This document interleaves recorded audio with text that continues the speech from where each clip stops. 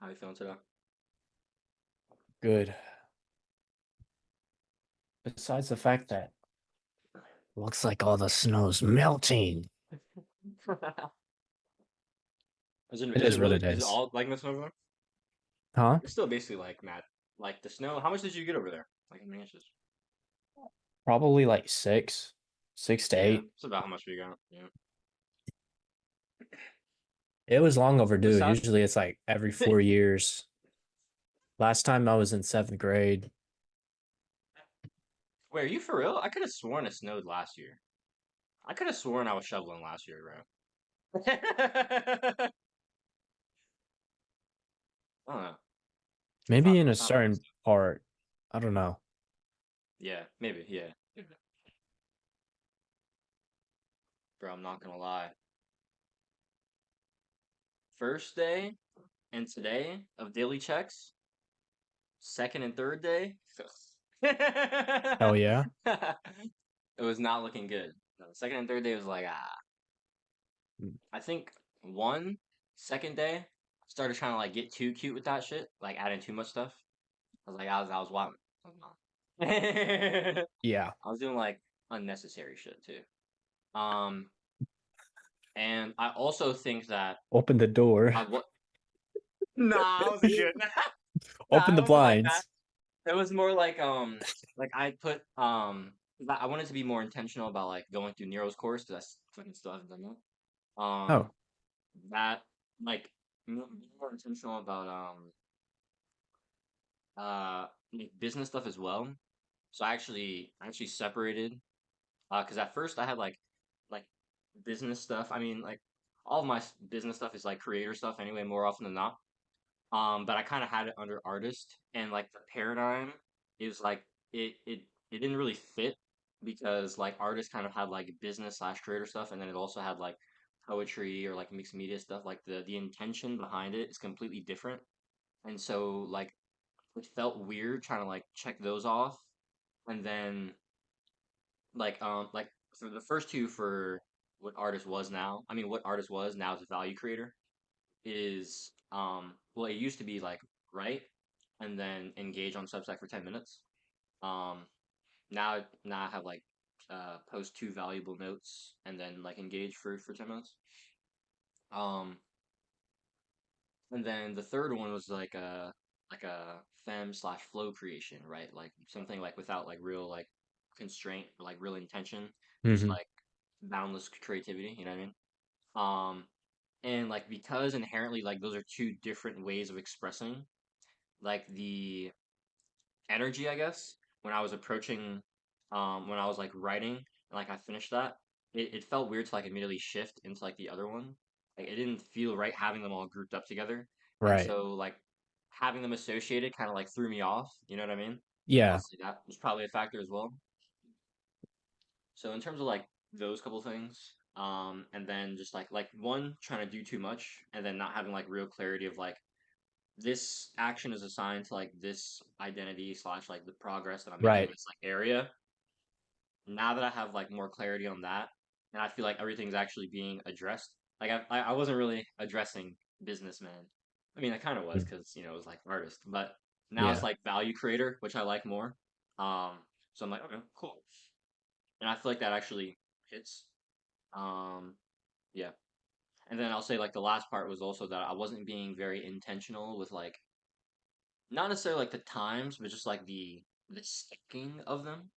Like Yeah. after I do like my spiritual practices in the morning, I want to immediately do my reading, and then after that, I want to do my writing. You know what I mean? Like you know what I mean? It's like I want it to be like mystical practice, cool. Sage practice, cool. Value creator practice, cool. Ethic practice, you know what I mean?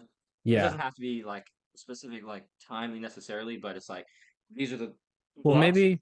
that I'm hitting, and I want to be more intentional about like when I wake up, boom. After that, Yeah. boom, boom. You know what I mean? The structure of it, I get it.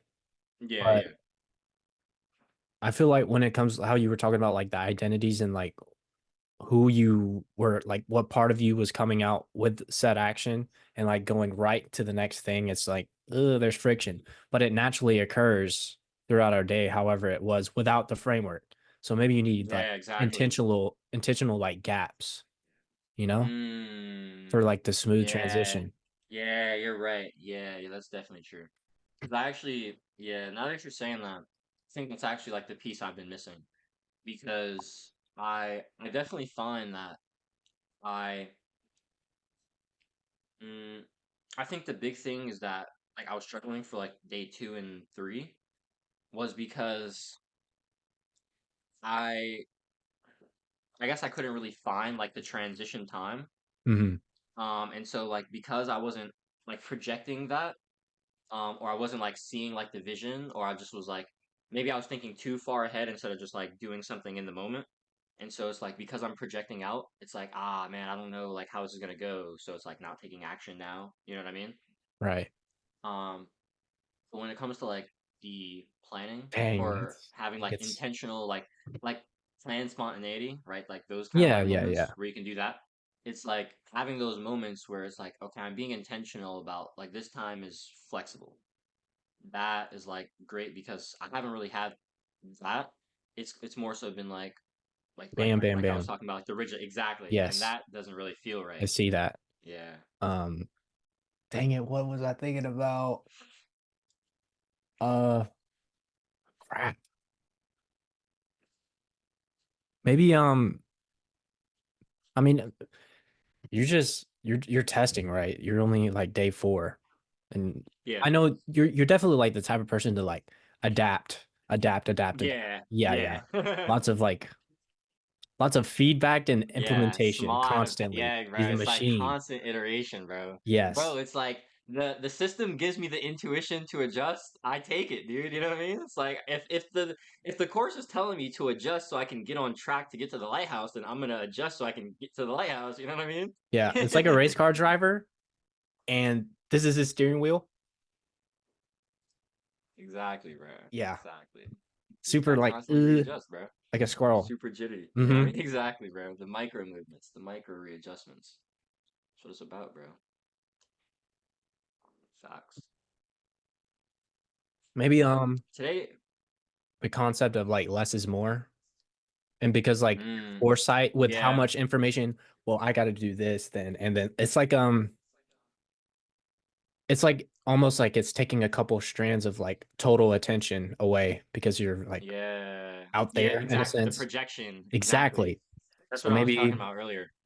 ground I feel like yourself in like some sort of like visual cue, like maybe I was, like a post-it why, note how on do your you want to, monitor and try to just block it in, you know? cook on that more. Hmm? What do you, say cook on that more? What do you mean by that? Like, what do you mean blocking it? Like, what's the Like the vision? concept of like What are you locking seeing? in on like trying to because like okay, it's strange because it's like Okay, all wait. mental and You mean like, you're you managing mean a like, lot because you know what you have to do later in a sense. well, the thing is, I'm not doing that in my head though. Like, it's on notes. Well, it will be in your head in in the sense of like attention span and like Okay, that's it'll fair. be Yeah, it can no, be that's on fair. your That's fair. That's mind. fair. Yeah, yeah, yeah. That's true. That's true. That's fair. I agree with that. Hmm. Hmm. Yeah, that's very That's true. just what comes with planning, I guess. Yeah, I feel like. Or Hmm. maybe it's just early on and that's why it's there. And over time it'll just be like you'd know, like you on the program. Yeah. Yeah. It'd just be too early on, right? Yeah. Yeah. Yeah, I definitely think definitely like being more intentional about spontaneity. I think where I was going wrong was that um certain okay, like either like every morning I know I could like wake up, do my like meditation practice, Hmm. read literally it's literally it's one page of both of these. Like this is 2 pages. Yeah. Yeah. Yeah. It's like of course I could do this every day. You know what I mean? High leverage. Yeah. Now after we go there, it's like that's where like the branch starts going off. Because Ah, it's like the writing, maybe it's there, maybe it's just not. And recently, I think I've also kind of been like struggling a bit because for like fitness, I've wanted to identify more with like a running season or like I've been struggling a lot because of like weather is giving me so much Yeah. resistance. Yeah. Yeah. So that's been tough. I'm actually like today I was thinking like honestly maybe I'll just like say like not like obviously fuck fitness, but maybe it's just like fitness isn't like a goal at like for like the next like 3 months. Like for like the first Yeah. quarter of this I was year, about like to maybe say fitness like just isn't a goal. Q2. Yeah, exactly. That's when I really start locking in. Because at that like right now, I was realizing this as well. I was like, I'm just when I want to go outside, I just want to like be outside and enjoy it. Right. And right now, I know that like I, my capacity for going outside is limited because of the weather. And so it's like, okay, that's only like an hour or two a day. And that's more likely than not, I'm not gonna wake up and go outside 20 degrees in the morning so I can go run. Yeah. You know what I mean? Yeah. It's like if anything, I'm gonna go outside at like 3 p.m. so I Exactly. I'm can about go to say enjoy the afternoon, day. have a nice So leisurely exactly. walk. Mm-hmm. Exactly. You know what I mean? Mm-hmm. And so it's like when it comes to like the movement, the exercise, That's like being interesting. outside in general, it's just So, like the resistance for training has just been like, fuck me, this shit is not happening right now.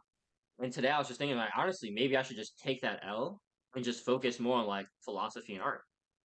Like, man, that should be like the wave. It's like, yeah, I could do that. You know what I mean? Like, and that would actually the thing is that also feels good. Like I don't feel bad about not pursuing fitness hard as fuck right now. Like nothing inside of me says like, "Oh, you suck, Jaden. You're a piece of shit. Like you should be grind." No, and nothing also says, "Oh, you're just coping. Like you should be getting." It's like, no, this is genuine. You know, it's like mhm. now if I was saying that about like business or something, like then I'd feel like, what are you talking about? What? Like me not pursuing business is blasphemy. You know what I'm saying? Like that's insanity. And so it's like these are different things, right? Yeah, Business is a yeah, yeah. goal, art is a goal, but fitness doesn't fit that right now, and so that's fine. Yeah. So you should treat it like that, you know? How about I present a familiar but an option that may not be in your headspace right now? Some at What do you got? home in your room calisthenics, my boy. Do a Yo, little that's arc of real, that. bro. I should definitely. I do got the pull-up bar, no cap. I got one in my closet. I do. Hey. I'm not gonna lie. And it can be If very that small. And word, that's facts. And it takes literally like no time. yeah. Like maybe a True. rule like going in and like leaving your pull up bar. Well, nah, that's bad for focus. I wouldn't want to do that with your main bar. But that concept of every time you walked like in your door, you got to do a pull up. Yeah, yeah, I've heard pull of up. That's that. funny. Yeah, yeah. And like you end up doing like 20 or something, or maybe more. Who knows? I haven't tested That's it. funny. Hmm. That could be interesting, actually. I feel like for like a vlog for a day, that could be interesting. Oh, yeah, that'd be cool. That could be interesting, actually. Mm, Do we yeah. got snow shoveling ASMR coming out soon? Bro, I do have some footage of that, bro. I was thinking about like literally just like throw like I could throw a little something together. Like I have a solid like 10 minutes of me outside, bro. Now most of that is just me shoveling, but I do have some funny moments of me and the fam. Yeah, you can lay over some music choices, a little bit of Exactly. expression, some whatever. Like actually, I'm not gonna lie, dog. I think if I was to do that, bro, I dropped a post today. Actually, I'll show it to you on the community on the like YouTube. I'll show you real quick. Dude, watching my goat, of course. You know what I mean? Hell yeah. There you go. What am I doing? Oh yeah, this. I love when I start Yo, moving I've been before thinking my about brain like works and doing one shit. of them, a little post like, hey guys, you may want to check side footage. That's funny. Your You should boy do may that. still be making videos on the You low. should do that actually. That'd be Yeah. funny. But I basically this today, right? I posted this. This is a little preview of the content I post on Substack. Photos, written poetry, written short form, written long form, short form video, completely free, all exclusive to Substack. So all of this stuff only posted on Substack. Not doing no short form on YouTube. Fuck that. I'll do community posts here and there, but I'm not tripping about them shits. Fuck that. I used to be worried about like repurposing like the stuff I wrote before on community. Fuck that. Don't care. Doesn't matter. You know what I mean? Like I'm genuinely like all in on Substack, and YouTube is literally just for like fun, purpose, and leverage at this point. That's genuinely how I feel. So Mhm.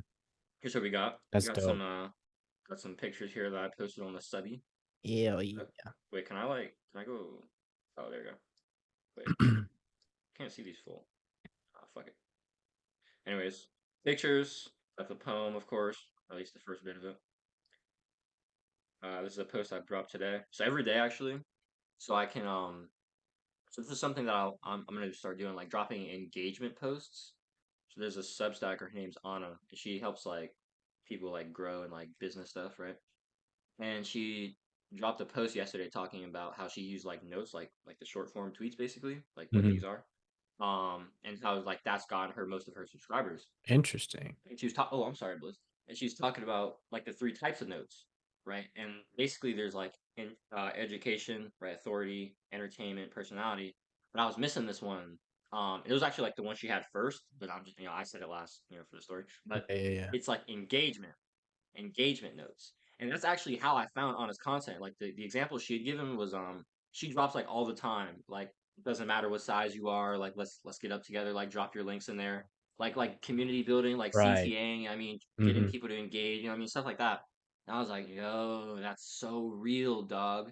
Because you do something like that, people will go check out your page and then it's like, oh, they're actually dropping value that I like. You know what I mean? It's like Yeah, that they're already in the mindset of, "Oh, start this person's that starts cool. getting Let me starts join. building Let the me connection. join." And then they see like Exactly, bro. the You want to get out, door Blizzy? of JC Dubs opens. Facts. Cool. Adios, Blizzard.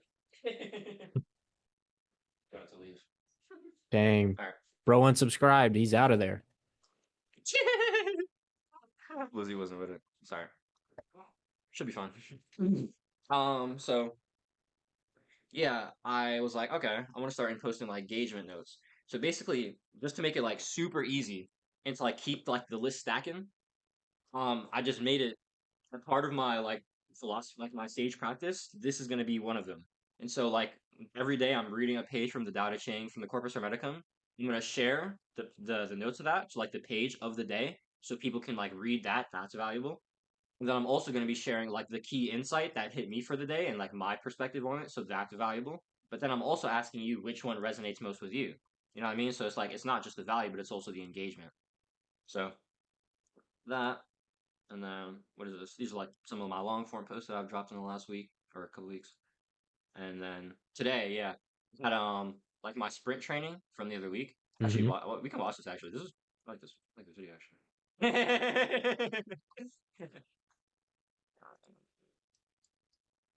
JC Dubs. True. Yeah, I posted like fucking 10 notes today. Alright. Oh, wait. Go to That's view. not it. Okay.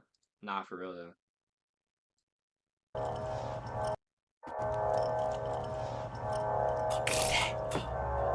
What he said, what he said, Mari. what he said, what he said. Look, gang, but he's dropping, ain't looking like nothing My brain isn't working. happened. Okay. Team of my niggas, they double bang. What he said, what he said. Look, go, gang, bitch, I'm dropping the rate, shooting my shot the rape, putting a gun to his face and they building a case. Bitch, I'm not leaving no witness, I'm up in this split and I'm spread with a hit where you stay. Now we gon' hold his mother, these niggas stay speaking on yeah, she be making my day. Watching the bitch, nigga call I'm fucking this bitch in the rape. It's a one-on-one, you fight your legs, my puss be pushing on mother sons, you can talk it down. My game is speaking the truth, you arcade, sit straight at one, you better run, cause I gotta skull my click to your body until I'm done, and I'm never done. I'ma keep fucking shooting and breaking this shit, you just fun. Red dot clippy, rough from the ops, niggas be scary. 2-2 headshot, cut a nigga Gary. But it's one of his top, nigga can't hear me. Like John Cena, niggas can't see me. Messed up, no fucks, cause I feel heavy. Run up, drop it, give a nigga late feet. Put dick in this bitch, that nigga hate me. Bitch, I'm dropping. You know, Say again? trying to get a wallet that has a little notepad in it. You know, like you flip your Yo, that's real. like getting one of them out of leather. That That's really is like my fire. dream wallet for That's real. fire. Shoot my shot the rape. Putting a gun to his face and they building a case. Bitch, I'm not leaving no witness, I'm up in this blick and I spray for the hit where he stay. Now we gon' hold his mother, these niggas stay speaking on yeah, she be making my day. Watching the bitch nigga call while I'm fucking this bitch in the rave. Say you ain't G to K, you be like a dinner plate. Riding high like a GBA, yeah, I be know where to stay. Keep shooting this nigga, he gotta move out of state. Kill a nigga ain't in my day, that's how my chopper spray. I don't care what you say, still get paid. Listen to coffin, that's another day. I'm robbing the rate, shooting my shot through rape. Putting a gun to his face and they building a case. Bitch, I'm not leaving no witness, I'm up in this blick and I spray for the hit where he stay. Now we gon' hold his mother, these niggas they speaking on yeah, she be making my day. Watching the bitch nigga call while I'm fucking this bitch in the rain. I'm robbing the rate, shooting my shot through rape. Putting a gun to his face and they building a case. Bitch, I'm not leaving no witness, I'm up in this blick and I spray for the hit where he stay. Now we gon' hold his mother, these niggas they speaking on yeah, she be making my day. Watching the bitch nigga call while I'm fucking this bitch in the rain. Gang, gang, gang. What he say? What he say? Say what he see, K, we your mans when he lay that same day. Fuck what you talk about, nigga, big what he see. K, K, da, da, da, da.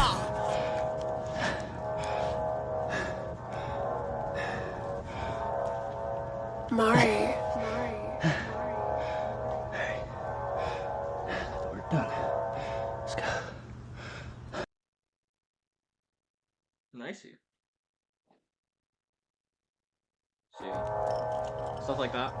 Mm-hmm. That's not cool because like I could just get these like clips, throw one of my boy Ghosta songs on here real quick. And Substack is so cool. Whenever you throw a link in there, you don't even have to keep like the link in. Like I'll paste the link in here, and then it'll just create this little bubble, and I can take the link out of the main post. It's so cool.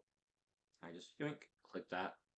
You know what I mean? Yeah. So I'm marketing my boys' songs. I'm out here getting up, doing the short form, just some clips I already got. And it's mad easy to do that. Oh yeah. Yeah, I ain't gonna lie, bro. The chunk was hitting today. I had some notes from today on the dotted chain. You know what I mean? You wanna hit this? Yo, let's hit this. I got you. Chapter 5, Impartiality.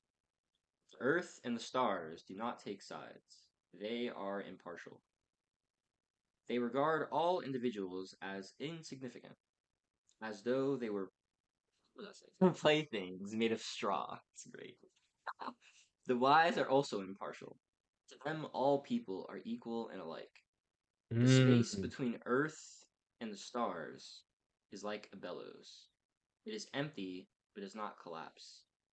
As it contracts, it creates. Gossips, by contract, spew out words till they are empty, because they are not impartial. So the first note was that God is impersonal, as is the cosmic flow of life. Gravity gives no fucks. Gravity will drop this pencil regardless of if I want it to or not. You know what I mean? And there's kind of like this mystical, like non-dualistic understanding that God is both impersonal and personal. That inherently, like the divine is, yes, there's like the nature of the divine is impersonal, but that doesn't mean that you can't have a personal connection with the divine. Yeah, I agree with that. So that's like that part of it. But there's like the second part of it, when it was talking about this last part here. The space between Earth and the stars is like a bellows. It is empty but does not collapse. As it contracts, it creates. Now, what does that sound like? A womb. You said oh, dang, that's a bar.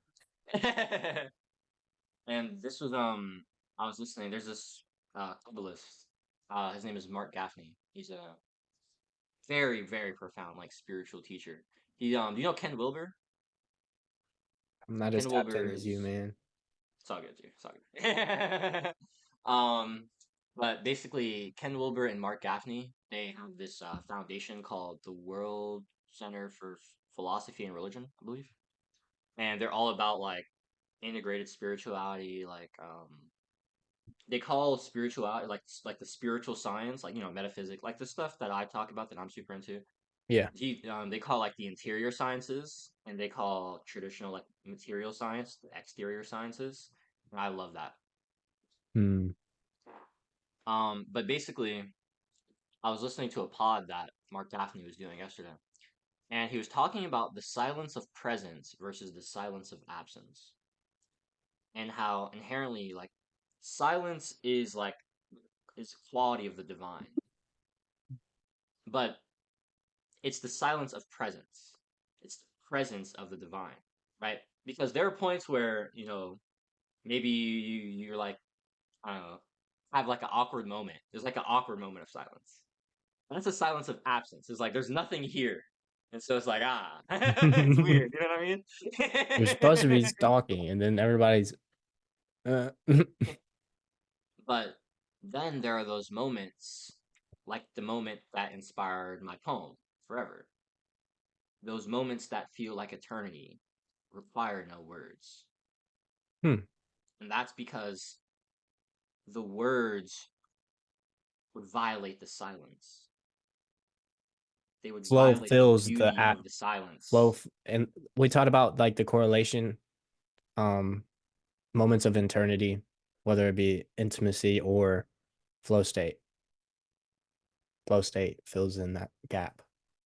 Same way. Exactly. And so it's like the silence of presence, that is oneness, What flow if state, like, right? ooh, like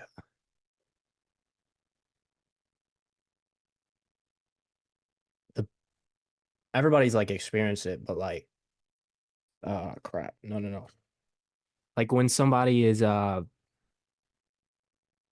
don't know if depression is the right word, but like maybe it's like they I'm basically getting towards like the experience of like you don't want to like sit with yourself in silence. So it's Yeah, like I know that what you mean. awkward silence with yourself. Maybe there needs to be fulfillment that you're not Wow. fulfilling and stuff like that. Yeah. Yeah. Yeah, that's good, bro. Yeah, 100%. 100%. It's like that quote. Forgot exactly how it goes and who said it. But it's like all of man's problems come from his inabilities to sit silently in a room or something. Hmm. Or sit quietly in a room by itself. Something like that. But yeah, I definitely agree with that. I found that a lot in myself. That's actually something like I still struggle with a lot, and that That's I'm something I like have to trying to schedule. cultivate more with. I feel like when you kind of get to a certain point of like connectedness, I actually wrote about I wrote a poem about this called Gentle Nudge. Actually, in my first pocket journal, this is like the second one. Unfortunately, the first one, like, I don't know, it must have like slipped out of my pocket one day while I was like crossing the street. I have no clue where Oh, that thing is. It's gone.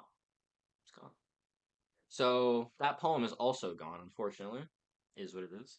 But I I was out on a walk one day, and actually I'll say this like preview real quick. There's this writer on Twitter. His name is Jack Moses, and he's super like into spirituality and stuff. Um, and he I don't remember exactly what the context of the post was, but he kind of made a tweet one day, and I had engaged talking about how like taking off the headphones and like connecting with like the oneness was actually how I started like cultivating that sense of like presence more in my life. Like actively doing it led me to like feeling called to do it more. I think that's what it was. Like I like whisper where you like feel called to do it. yeah.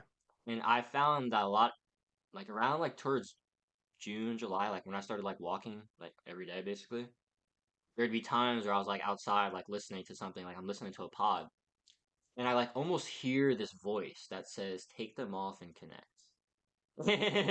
It says like, "Be one with us, Jaden." Yeah, it's like in the moment You that, know what I yeah, mean? I know what you mean.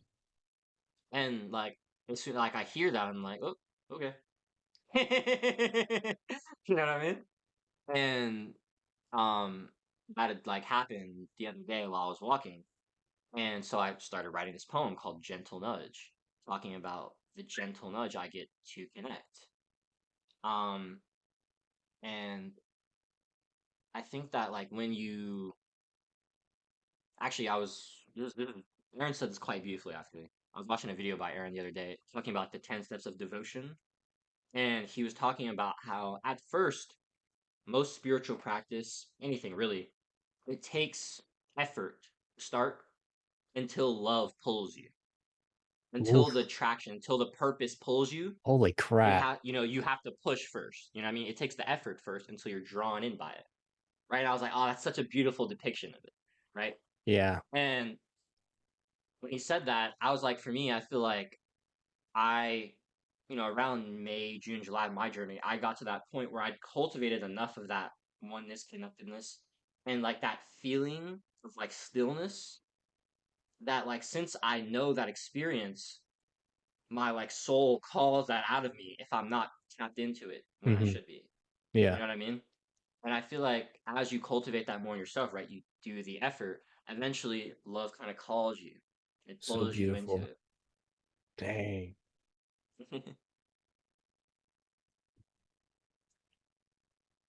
Yeah, bro.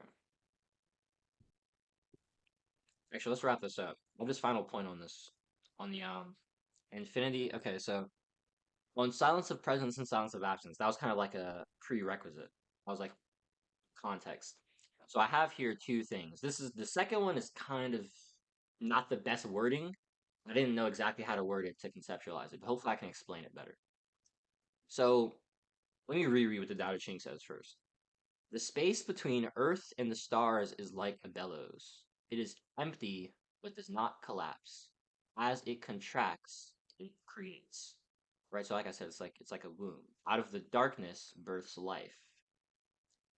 Infinity lies between the emptiness of cosmos. Like between Right. darkness, there's pure potentiality. You know what I mean? It's I like get it. the infiniteness of the potentiality lies in this emptiness. This silence of presence means that there is potential for anything. That is in the spiritual plane. Death lies between the emptiness of man. Now, it said, gossips, by contrast, spew out words till they are empty, because they are not impartial. Since man, or the physical nature, the animalistic nature, the egoic nature, the separate self, it inherently, the separate self has judgment. This judgment is not impartial, right? Impartiality means there's no judgment.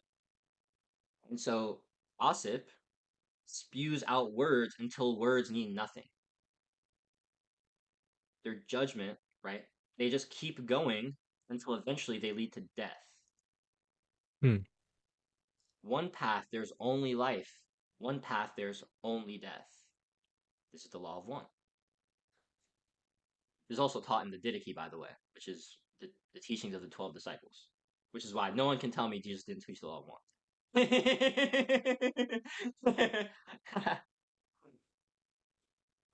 Like my video yesterday, bro.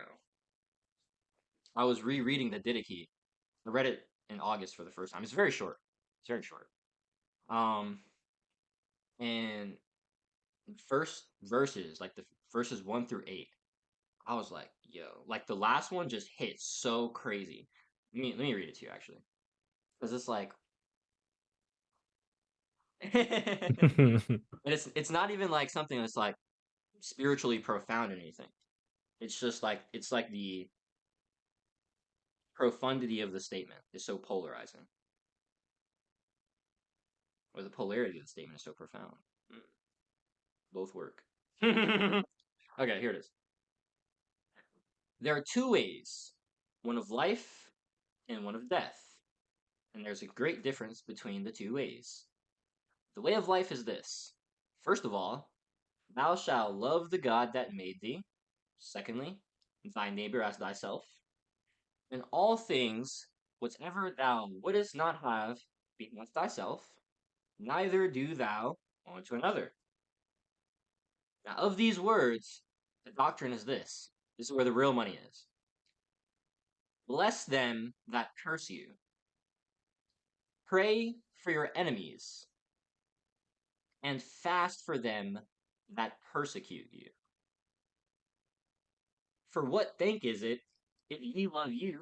If ye love them that love you. Who cares? Hmm. Do not even the Gentiles the same? The Gentiles were like the people who weren't the Jews. Right. But do ye love them that hate you, and ye shall not have an enemy. Dang. Bless them that curse you, pray for your enemies, and fast for them that persecute you.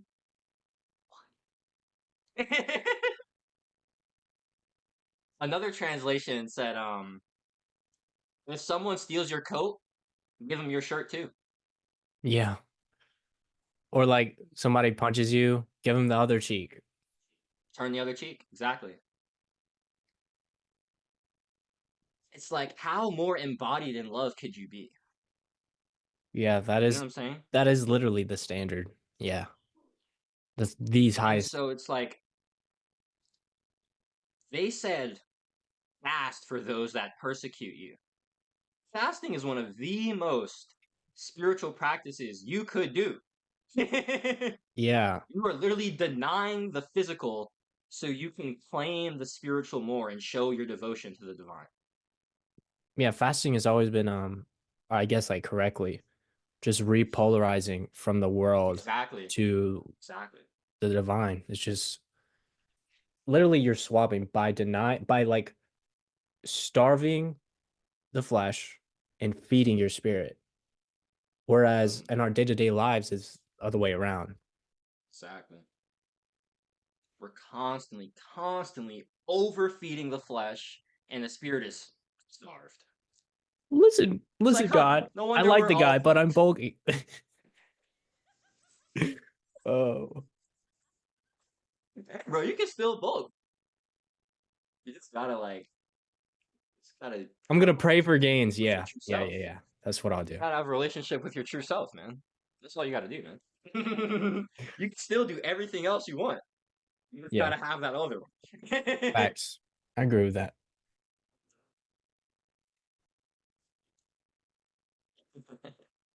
Yeah, bro. I just like when I read that yesterday, like I made it my the second channel video yesterday was titled "Pray for your enemies and fast for them that persecute you." Mm. Because it's just like fuck, like that was so profound. And it's like that is the law of one. Positive polarity embodies love because that is what the creator is. Um, and the negative polarity, that of the path of that which is not, reflects that which the creator is not. Creator is only life, infinity, infinite life in abundance, creation. And that's why infinity lies between the emptiness of the cosmos. But the path of darkness, separation, of death, of suffering, that is what life is not. And anything that life is not has to be the opposite of life. And so death lies between the emptiness of man.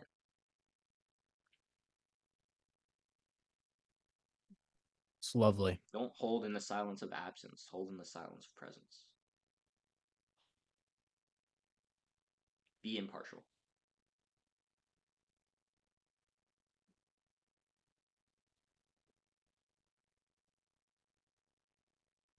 Yo, this is actually, for I kid you not, dude, I have like a whiteboard here. I tried to record this video, I was 20 minutes in, and I was like, I hate this. Really? Yeah, I was just like rambling too much.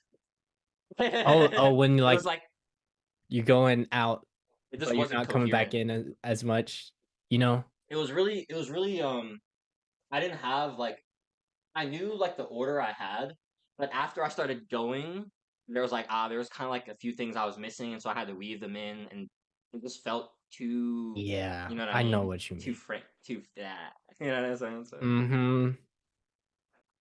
So What up? during the intermission, Mhm. hour went bye. Dang. So I'm still chilling, but I got my candle. Maybe I'm gonna be forced to like journal and stuff for hours on end. Who knows? Sick. Yeah, that's crazy.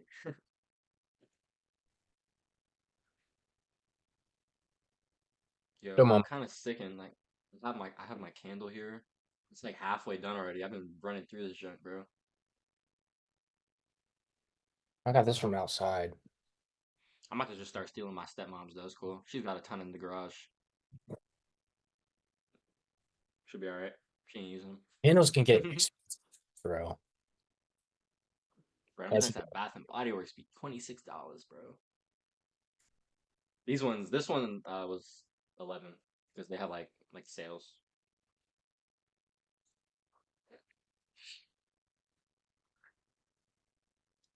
What was I? Oh yeah, yeah, bro. I actually wanted to talk to you about this because this was let me share on screen.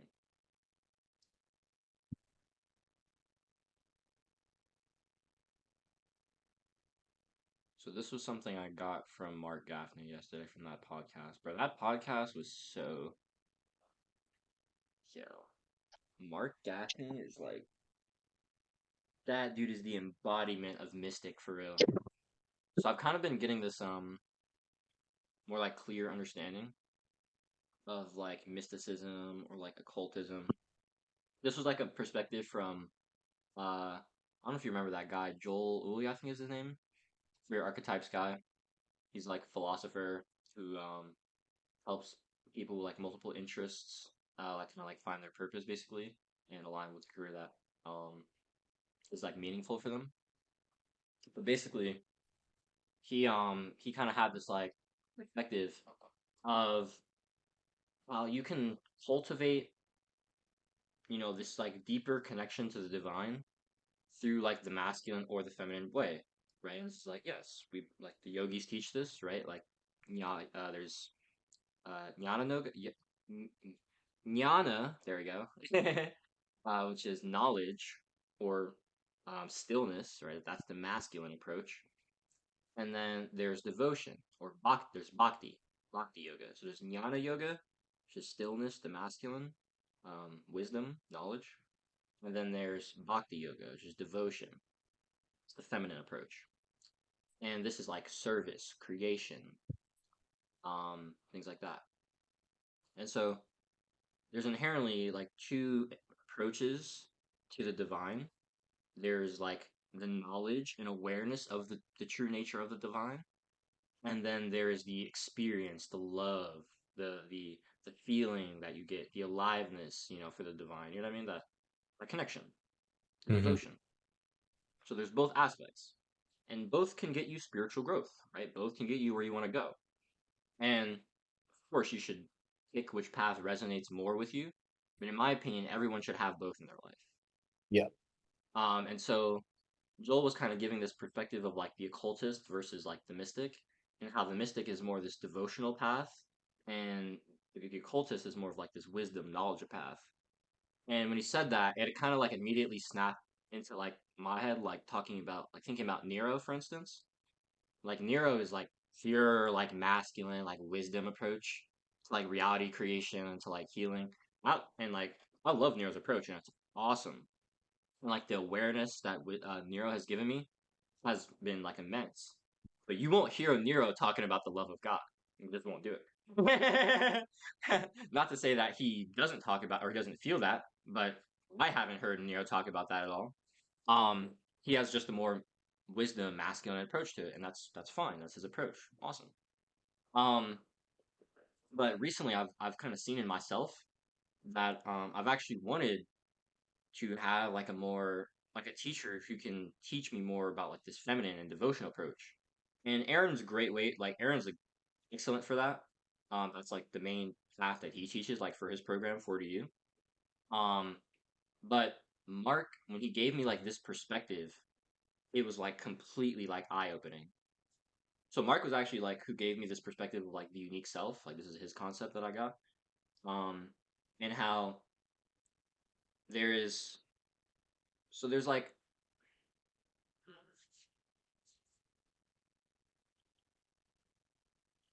we are puzzle piece inside a puzzle, right? Okay.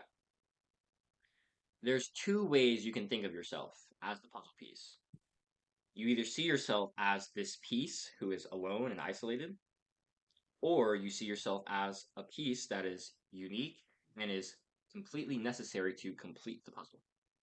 Mm-hmm. And that's either the separate self paradigm of I am separate from the whole, or the unique self paradigm of I'm a unique aspect of the whole that is needed for the whole. Mhm. And this is the light and the shadow, right? So Mark really helped me like with this unique self paradigm because I was like really struggling a lot and this like, oh, if I'm embracing my ego, I'm like embracing separation and that's bad. And that was bad for me because it's like, oh, well, I don't get it.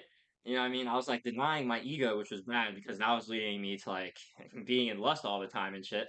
It's like the ego is gonna come out and manifest. The Mhm. shadow will come out.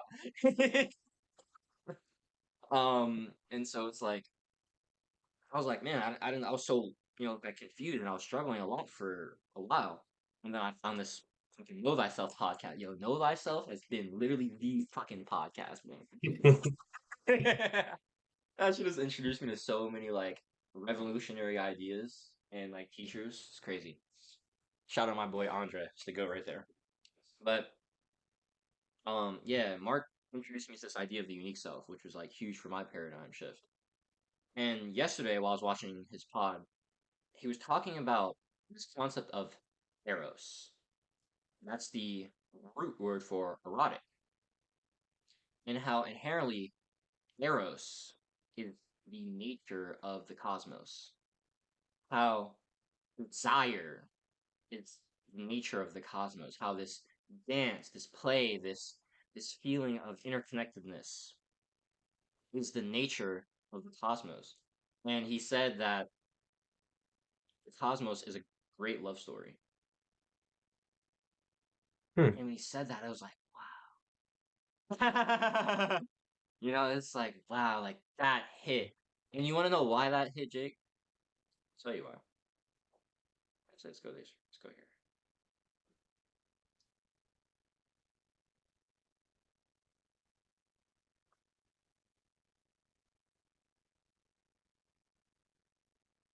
On the infinite planes of existence, there exists a dance of the masculine and feminine principles coming together to create you. Proton plus electron. Man plus woman. Mind plus heart. Intention plus desire. Awareness plus existence.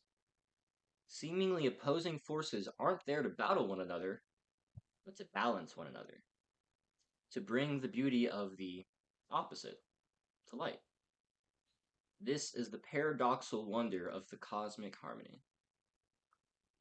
You are the manifestation of harmony on a quantum, physical, mental, and cosmic level.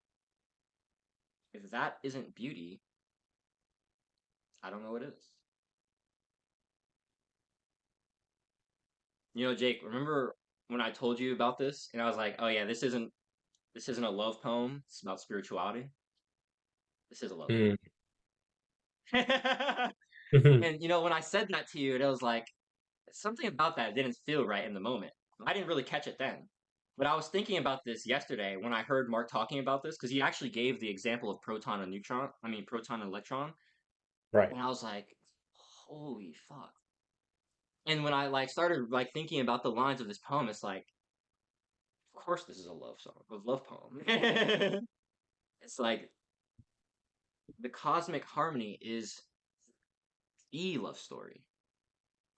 And I was just thinking about that again today. It's like you are the manifestation of harmony on an infinite level of planes. Yeah. In That's so many ways. beyond. That's beyond beautiful. I don't know what word I could put to that. You know what I mean? It's, We can't it's conceptualize all of can't the manifestation. exactly. It's so profound. And it's like that is the nature of God. Desire, attraction, relationship, giving, receiving. Eros. And Mark find Eros not as love, but as outrageous love. And I love that because it's polarizing. Right? You hear outrageous love and it's like, ooh. Right? Yeah. It's not, one of Mark had like said this that one of his friends was like, "Oh, Mark, you guys should call it ultimate love." Him and his partner. his partner Christina. They wrote a book called A Return to Eros.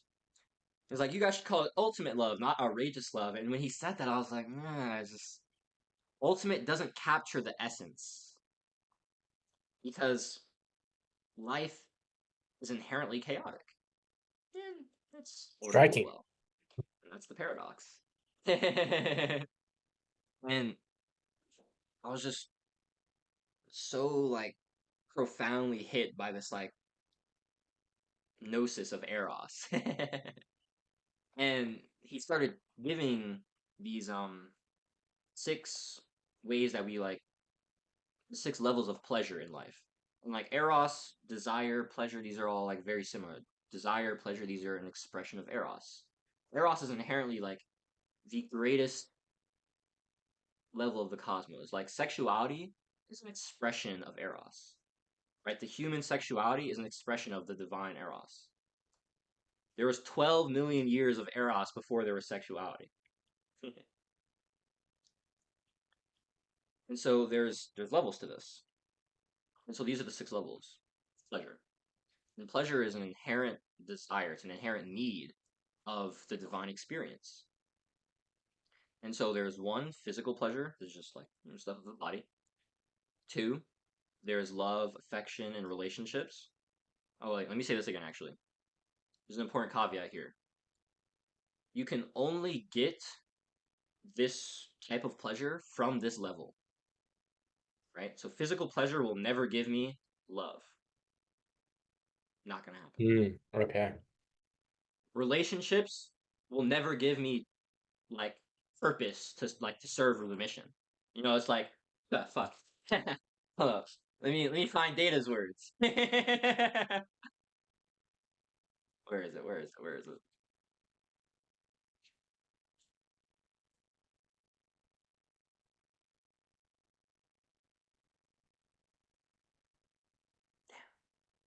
Mother flower. Where is it? All right. Anyways, I can't find it, but it's that your mission should always be the priority. Like your woman should not be above your mission. Your family probably should not be above your mission. It's like, yeah, this is what it is. And it's like the thing is, it's because that I mean, you know, Mark gave this like super like funny, and it's like so real example though. He was like, people that are like, you know, grinding, like entrepreneurs who like grinding for 12-hour days, you know, killing it out there. And their wife calls them and they're like, you know, come home, come be with the family, you know. And they're like, oh, I'm doing this for the family. Mark's like, bullshit. You're doing that because you enjoy it. It's pleasurable. I'm like, honestly, it's like, yeah, it's like more often than not, you're probably That's right. yeah, that's true. That's true.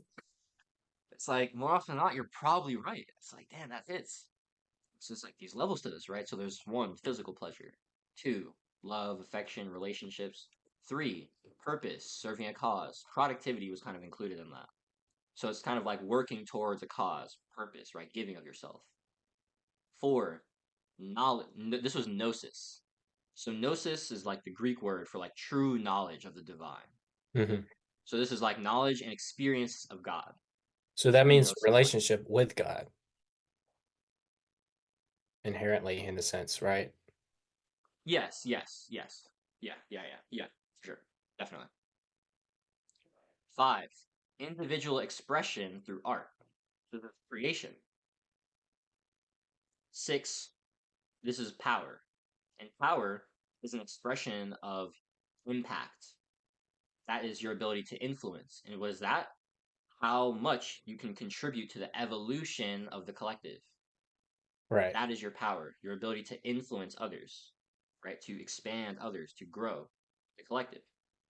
And so inherently, all 6 of these levels, physical pleasure, love, affection, relationships, purpose, gnosis, art, power, all of these have different levels of pleasure. And as you go up, they get more pleasurable, right? And as you go up, like none of these levels can give you what any other one can. And this really hit for me, because I was actually thinking about this recently, for like the past week. Kind of been slipping into lust, no cap. And like I've relapsed like 3 times in the last week. And the last time I was like,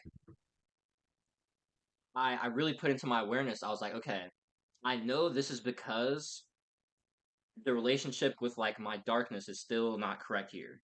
I was getting into this point where I was like, and I wanted to embrace this like nature in me that wanted to dominate Hmm. physically, mentally, sexually. That is inherent desire. That's an impulse in me, right? And denying that wouldn't do anything for me. I did that for a long time and only led to lust a lot and no control, right? Yeah. And so after the last time, that was a few days ago, I was kind of thinking, I was like, yo, there's like three options here when it comes to like the desire, right? The sexual energy. We either fuck, which means we can actually give into what we want, we fap, or we transmute. Now, 90% of the time, that first option just wasn't there. 99% of the time, actually. For like the last 10 years, fuck was not an option. So we have two options. Yeah. Unfortunately, the last option was only an option for the past 7 months. So, for the last 10 years, I basically had one option, which is the only option I gave into, right? Yeah. But then I learned about transmutation. And I realized, like, when I learned this from Mark, I was like, transmutation is really just putting your sexual energy not into physical pleasure or love to one of the higher ones.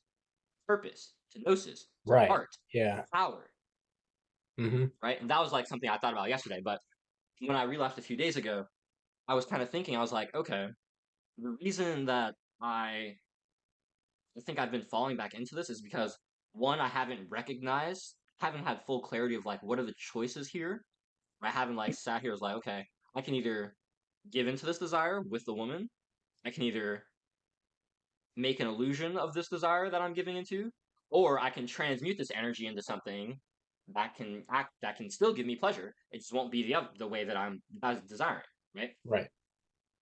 And so I obviously like after I reflected, I was like, well, obviously transmutation has been the best way to go for the past year. Obviously, it's like that's literally a no brainer. And I also just had to think about how I was kind of in this like I guess limbo period of like I didn't really know what like my dynamic was with women. I was like, am I open? Am I like, do I care about a relationship? Do I not?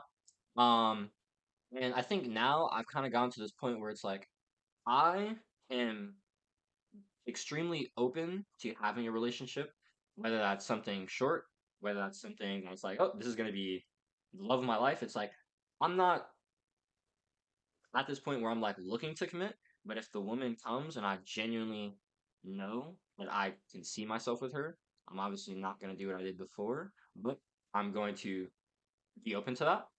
But I'm not out there like really going crazy about it. You know what I mean? Yeah. Um, and I think that having that like acknowledgement of like this is actually something I do want, but I'm not really putting too much intention into. I'm not Exactly. gonna like be a bum. Like I'll talk to women, of course. It's like I see a beautiful woman, I'll go Yeah. talk to her if I wanted to go talk to her. But I'm not like really tripping about it too much. It's like if the flow of light comes and it's like that happens, awesome.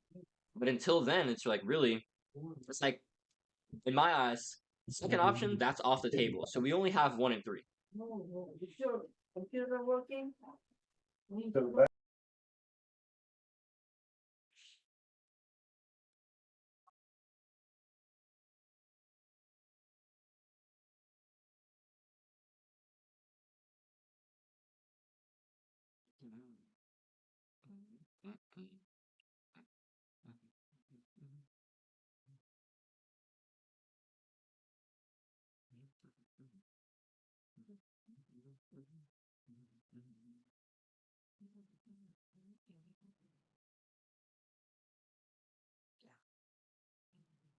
My bad.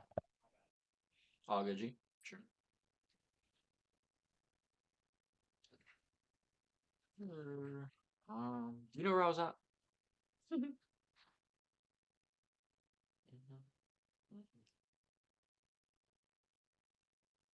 Oh yeah, They're actually I not do. really intentional with it. Like it's on the side burner. Yeah. I see you're still I talking. remember now. So I was saying now it's like okay, you coming in like with way more clarity. It's like one, I know that transmute is like that's the option. It's like okay, this comes up, this is the option. And then it's like it's also cool to know that like now when have this desire, it's like okay, I'm desiring just like one I'm seeking eros, I'm seeking desire, I'm seeking pleasure. Although I can't get that, in these first two ways that like my body may be craving, that doesn't mean I still can't satisfy my spirit in this way. Right? I just have to look something else. Yes. You know? Yes. And that's where you go to learning or connection or art or whatever. You know?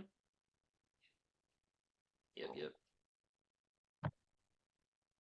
That reminds me of like, pretty sure it's from Andrew Huberman, where our chins naturally go down when we're sleepy, and like the neurochemistry, like I remember in school, right, scrolling on the phone during the class, right, I get mad Right, sleepy, like right. a minute in the hallway, and I'm right back like awake. And he was Mm, talking about like by intentionally like going down with your chin, you can basically switch the neurochemistry. So with that like same principle of like that being the ladder, or like you would just posture or frame to like, I guess, reach a certain result, or I don't know how to word it. Basically what I'm saying is like you get the urge, right? And you go to number 3, or you go right. to 5 creation or Five. whatever. Yeah. Exactly. Exactly. That's Number the idea. 3, wait, was 4 the wisdom with God? Yeah, yeah, Like yeah. if Four I'm was gnosis. yeah. Three was which one was three? Three was purpose Yeah. 2 relationships, right? or Okay. serving a cause. Yep. Mhm. Ugh. Yeah, bro. That mark that pod by mark was so profound, man. That sounds like a dense pod. Oh, bro. I have like I was just dropping quotes when I heard him, and then like I had like my perspective on some of these. I think this is the mission. So it was a 2 hour pod. Obviously, I didn't get everything. It was one, two, three, four, five, six, seven, eight,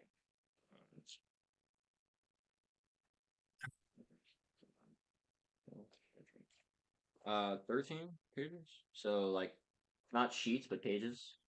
So these are Right. all like the notes on that pod.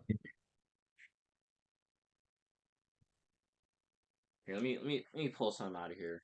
Let me pull some out of here. Oh, actually, yeah. Let's talk about this one. Poetry is the depth of words reaching for the silence of presence. Dang. Right? Dang. Marx said that words do two things. They either violate the silence or they capture the silence. Poetry is the bridge between silence and speech. Hmm. He's like, you're trying to stretch the words as much as possible, get as much depth, Right. as Oh, much dang. meaning, as much infiniteness out of this finite word as possible. Right.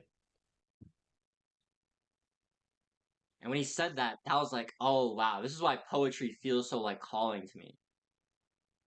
It's like inherently like the the attempt to like try to bottle the infinite is like that is like that is like the joy of being a creator, no?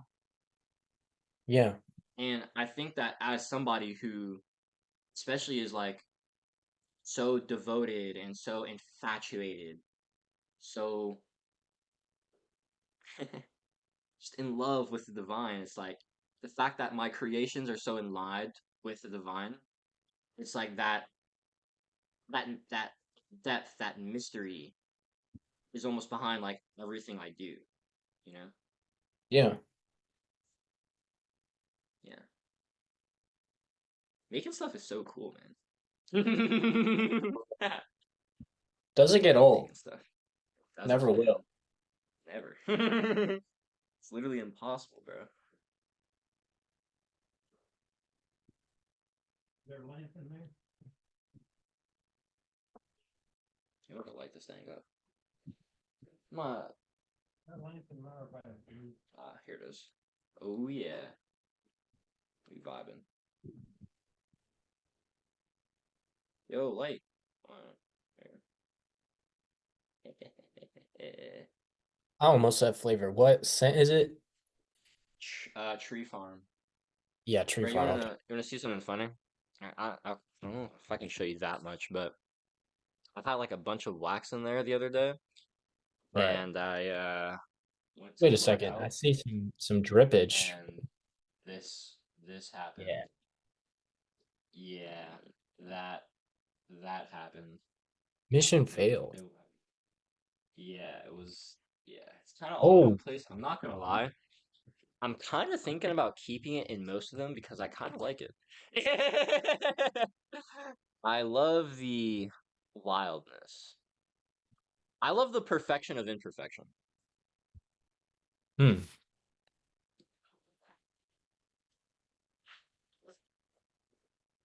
Um,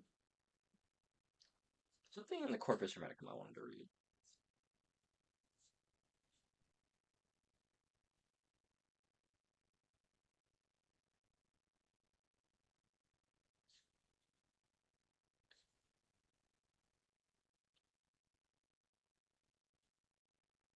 Eh, maybe not.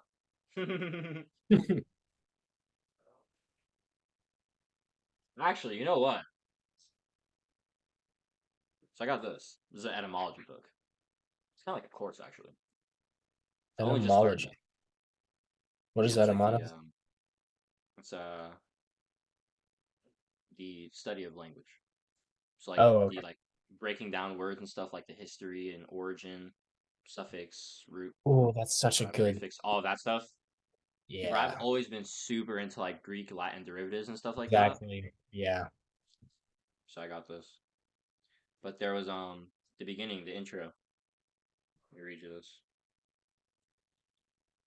The importance of words in all the processes of education cannot be overestimated. Education depends on a knowledge of the meaning and application of words. Knowledge can be imparted and received only by the medium of words correctly used and properly understood. The basis of good education must be laid with words well chosen, properly arranged, and firmly implanted in the mind. And I was like, wow, that's crazy. Like words, language really is so core to like education. And I was thinking about this in terms of like my journey, like the last year and a half, and how I've like redefined so many words or gotten true definitions for so many words, and how that's brought Yeah. in so much clarity and growth to my life and fulfillment. I'm like, holy, like having true understanding of words is like everything. And Mark was talking about something like this yesterday in like the pod I was watching. He was talking about how inherently when it comes to like um telling stories, connecting, delivering experiences, whatever, we have to one know the word itself. We have to have like a base understanding of the word, and then we also have to have an experience that's associated with that word for us to both have understanding of it. It's like if I'm Yeah. talking about the ocean right now, right? But you've never been to the ocean, and I like, oh man, What's Jake, that? it just feels like when when your feet are in the on the sand or something like that. But you've never been to the beach, and you're like, yeah, bro, yeah, like the dirt. It's like no, it's completely different. I mean, it's like Yeah, yeah, without yeah. the experience, you can't tie to it. You can't connect to the word. right? And so we need to have like a good understanding of like the word itself, and we have to have like a good foundation of the word and like the definition and what we associate with that. And then we need to have like the experience tied to that word as well. And when we can have like the correct language and the experience tied to that language, and when these things can be harmonious, that is when like people like things will really start changing. You know what I mean? We can have clarity on that and union on that. Yeah. I feel like for me recently, as I've like been stepping more into the writer identity, I've just really seen myself as like someone who needs to just be like him in communication. You know what I mean? It's like inherently like what else do I I get good mean, at? yeah, I You think know what I'm saying? It's like I've always wanted that in a sense to be like super eloquent with how I word myself, and I think that's a super fun like skill to build. Like it is super oh, I fun. absolutely. Talking's fun Absolutely. Absolutely, bro. for So, YouTube. yeah.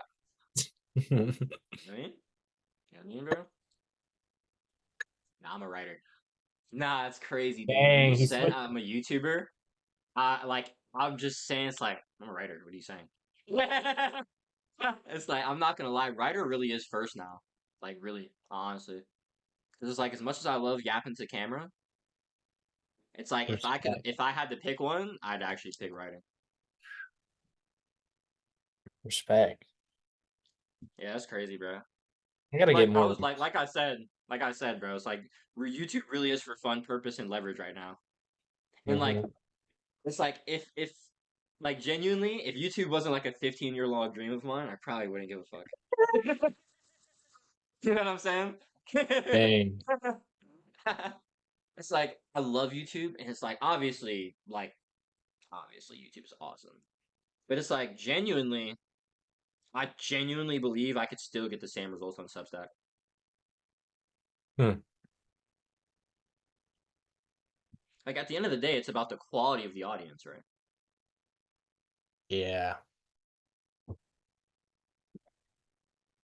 And about followers and numbers. And like when I see the people who follow me on Substack, I'm like, yo, some of these motherfuckers is killers, bro. That's fucking let's go. Run it up, gang. I'm like, that's fucking sick. Highest leverage platform right now, I think. Bro, I'm like, dude, I feel like people are sleeping. I feel It's like no one fun even knows too. about Substack. Yeah. It's so fun, bro. Like it's playtime, bro. I dropped like 10 posts today. You know what I'm saying? It was like nothing. Here, let me show It's you. like I literally it's dropped like 10 comedy and posts like today. fulfillment all in one place, bro. Like you get Exactly, everything bro. there, bro. Exactly, dude. Bro, look at this. Boom. This is like another engagement post I dropped. Looking for cool peeps, right? Who are into my stuff. And then P.S. If you're not cool, don't bother. Got a little Dan Coe quote, because that's the GOAT, how to think originally. This was actually fire. Maybe you can read this real quick. Most original thinking is just finding little known ideas and sharing them from your point of view. Mm-hmm. I like that. It's like, bro, these.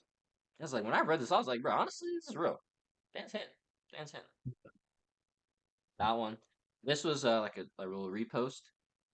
I like Brianna. She posts cool stuff. She like motivates writers.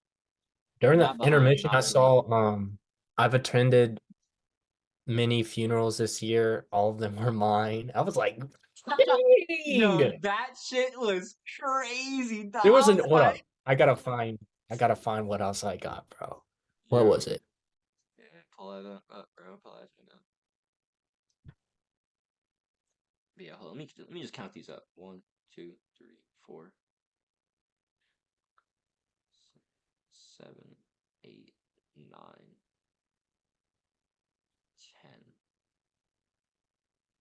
10 posts. Like literally 10. 10 posts and I think two reposts, two restats. That's crazy, dog. And I was thinking about keeping some of these in a lab, but I'm like, bro, nah, like I'm gonna just make more tomorrow. Like, why would I keep these? It's like you can't schedule notes on Substack, so you might as well just put them out. I love the spontaneity of like notes and stuff like this because I never Me really was too, on bro. Twitter and stuff. Like Me, I'm bro. vibing with And this that's the stuff. thing. Like, even when I was on Twitter, spontaneous, like dropping tweets spontaneously, it just didn't even.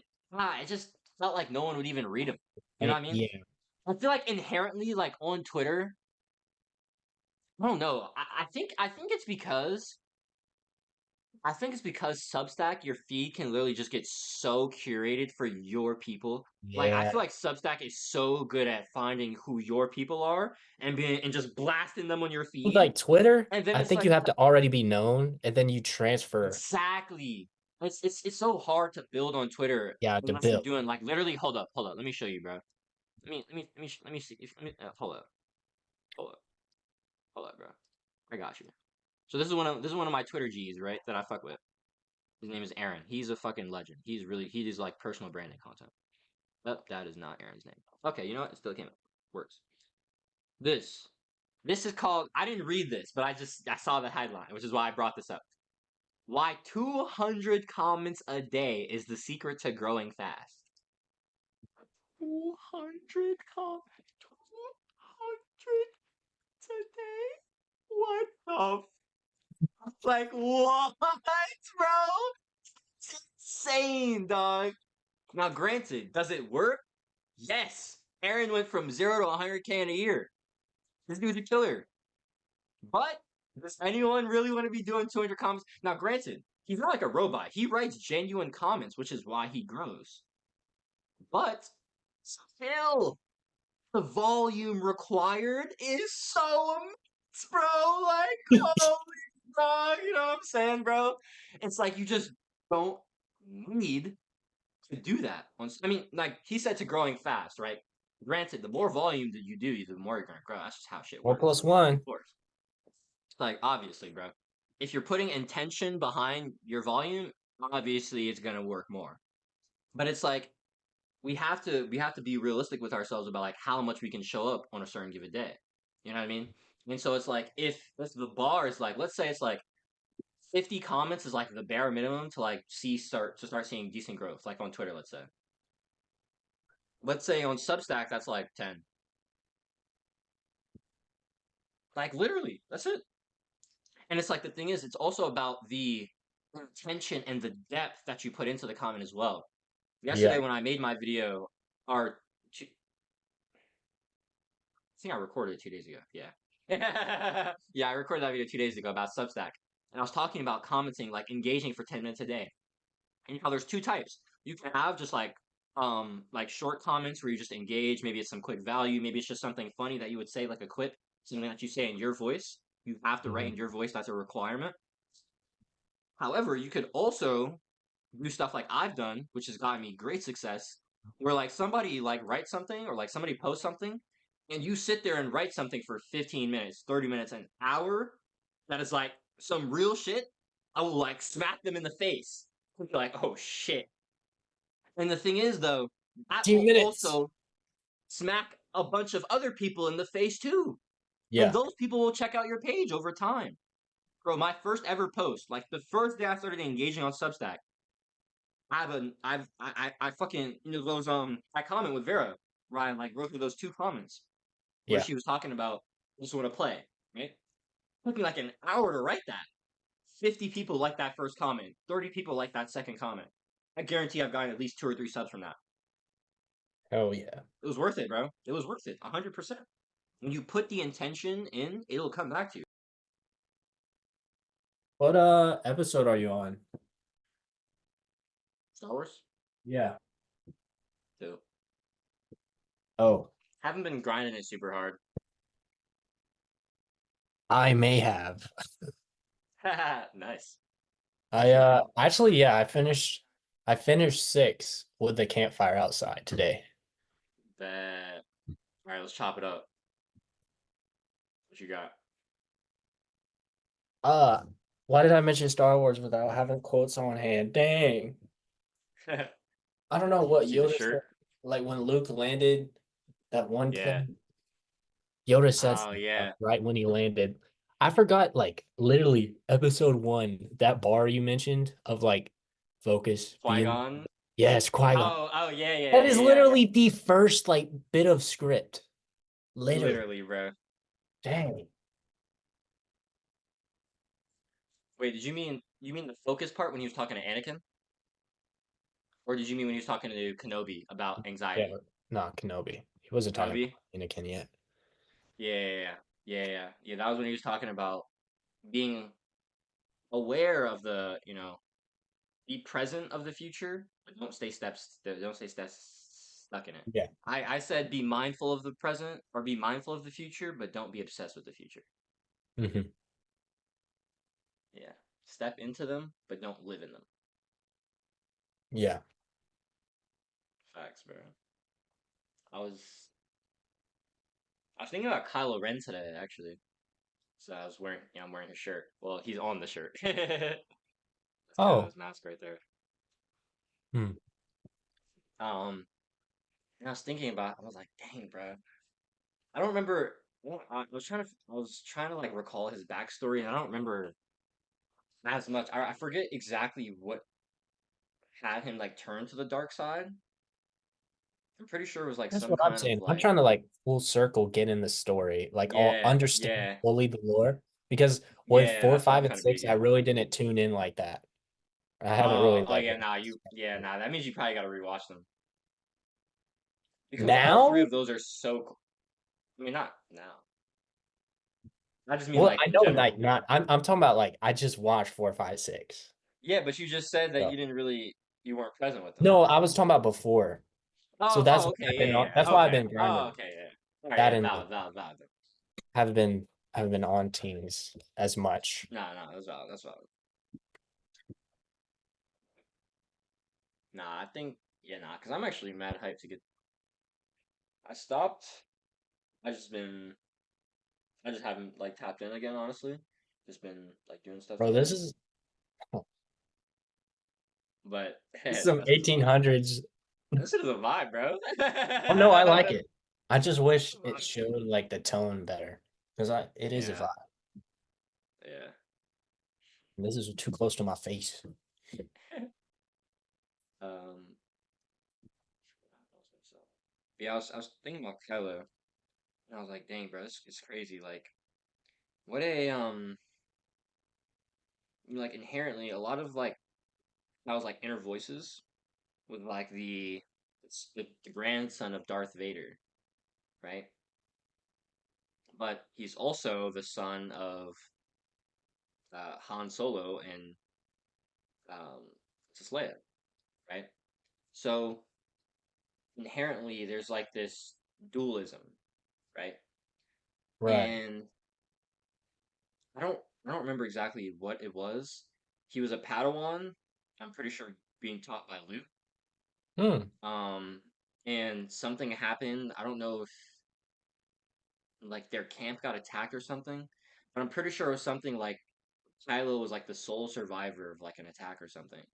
And like I'm pretty sure that's why Luke also went into hiding because he felt Bro, like I'm a failure stupid. after I'm that. stupid. I thought, yeah. When I said Obi-Wan when the meditation, that wasn't Obi-Wan. That was Luke, wasn't it? Like in the med. Oh no, didn't you say that?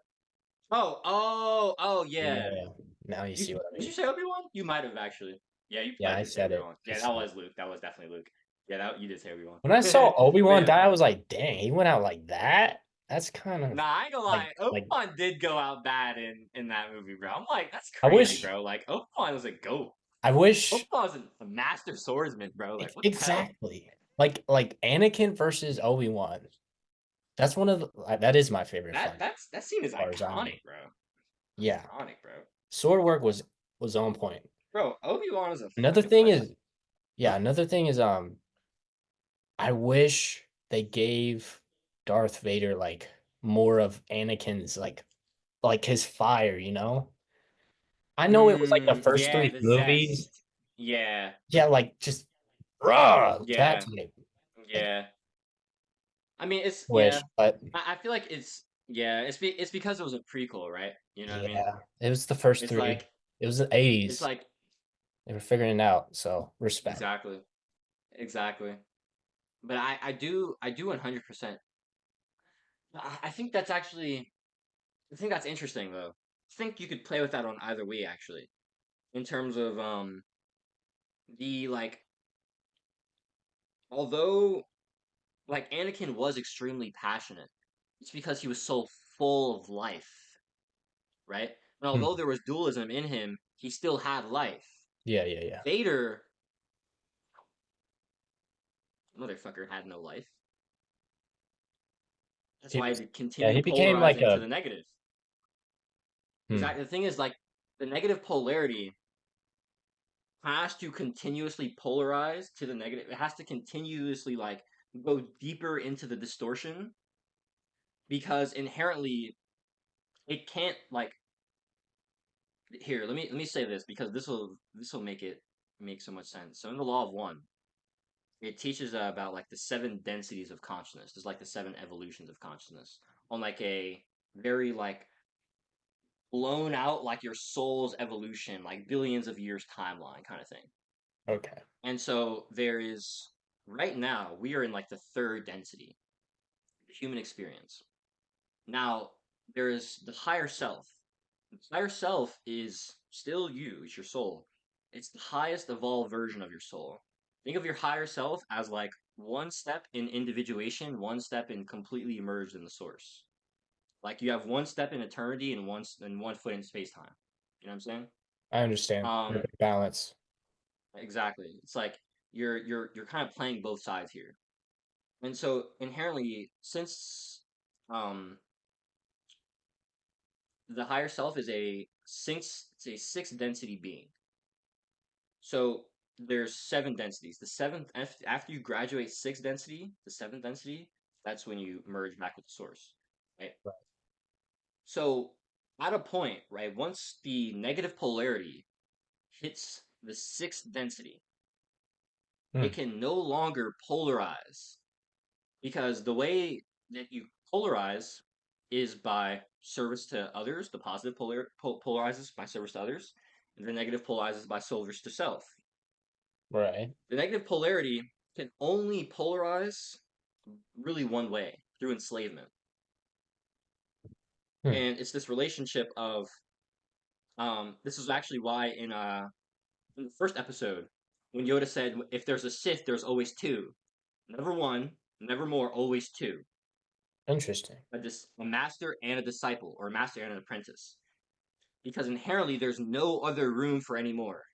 Technically there could be, it's like if there's more slaves, but it's like the master and slave or the slave and the master dynamic.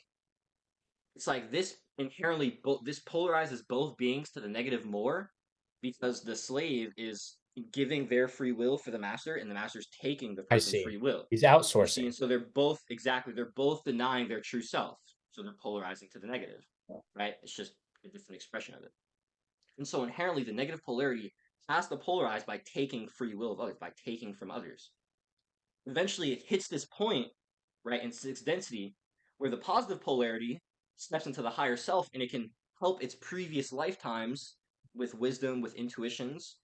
And that's how it continuously polarizes, by helping its Right. previous selves. The negative polarity can't help its previous self because that's service to others. Hmm. If it did that, it would start polarizing positively. It would lose its negative charge. So eventually, the negative polarity hits this ceiling where it's like, oh shit, I've been on the wrong path. And then it has to realize that love is the ultimate truth. Yeah. It has to flip to the positive polarity. And then it continues its evolution on the positive. That's exactly what happened with Darth Vader now. Exactly. Yeah. He started out Anakin Skywalker, a young kid who had, some darkness in him. But really, until he became a Jedi, that was just not known. He was just a super tapped in kid. And then once he started becoming a member of the Jedi Order, over those next 10 years, as he became an apprentice and as he started cultivating that in himself, darkness started to cultivate more and more. That fear started to grow more and more. And although he could control it because he was a very powerful warrior, eventually he got to the point where the manipulation of negative polarity could pull Yeah. him in because now there was something at stake. May's life was at stake. Yeah. And so now he wants to take action. Now he believes that he's doing something for Padme, right? But really he's just hurting a lot of other people. And he still didn't even get to save Padme in that. Yeah. Eventually, he's no longer on the path of life, he's only on the path of death. And the moment Anakin decides to become a Sith, like the moment Darth Vader is born, up until he like meets Luke again, there's only darkness, Yeah. right? Like that's why I said like he there could only have been death, right? Because Hmm. inherently that was the path that he Yeah. chose. You know what I'm Right. saying? It's like there was no passion in him because there was no life. Passion's a quality of life. And so because he was continuously polarizing to the negative, he was taking, because that was the only way he continuously, stay in the illusion without having to go back to the truth of love. It hurts to go back to love. You kind of have to smack yourself and realize that I've been living a lie. Well, Hmm. Yeah. it's hard to do that, right? That's why it took him like what 30 years or something, Damn. 20 years. You know what I mean? Yeah. 20, 30 years. Yeah, that's how it happens for a lot of people. And it's like, but once that life came back in his children, he returned back to love. It's a dope perspective. Bro, like Anakin Skywalker is such a like beautiful embodiment of like the soul's journey. What's your take on Sidious, bro? Sidious? Yeah, Lord Sidious. Who is he? His name is I know him. Oh, he's wait, you mean Palpatine? I'm tripping. Tripping. Oh. But Palpatine is the embodiment of the negative polarity. Yeah. It's like although When he Vader was was himself, it's because Vader was pulled in yeah, as the yeah, apprentice. yeah. Palpatine was the master. Hmm. He was outsourcing. That Bro, boy. I was He's always I was switching out. talking He's just bam, do, do, do, do. I was talking to Ron Boone about this the other day. I was like, yo, yeah. This dude Palpatine had to have like a plan that was like at least 70 years in progress, bro.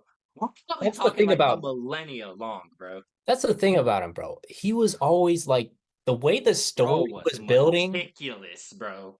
That's such like And that's what that's everything is that's the falling cunning. into place. That's the cunning. That's the wisdom of the negative polarity. It's smart. You have to actually So found that under the radar. found that saying in the Gospel of Thomas. Let me read it actually.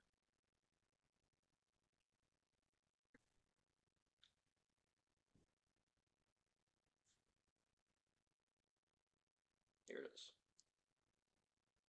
Oh, the hell? Okay, there we go. The Pharisees and the scholars have seized the keys of knowledge and have concealed them. They have neither entered nor allowed those desiring to enter to do so. As for you, be as cunning as serpents and as innocent as doves. And so basically, Jesus was saying that the Pharisees and the scholars have the keys of knowledge and have hidden them, right? But the problem is that they haven't even entered the door. They haven't even gotten through the door with the keys. It's like, hold up. They haven't entered through the door and they're gatekeeping too. It's like, hold up, that's insane. Right? And so Jesus is saying, don't be like the Pharisees, right?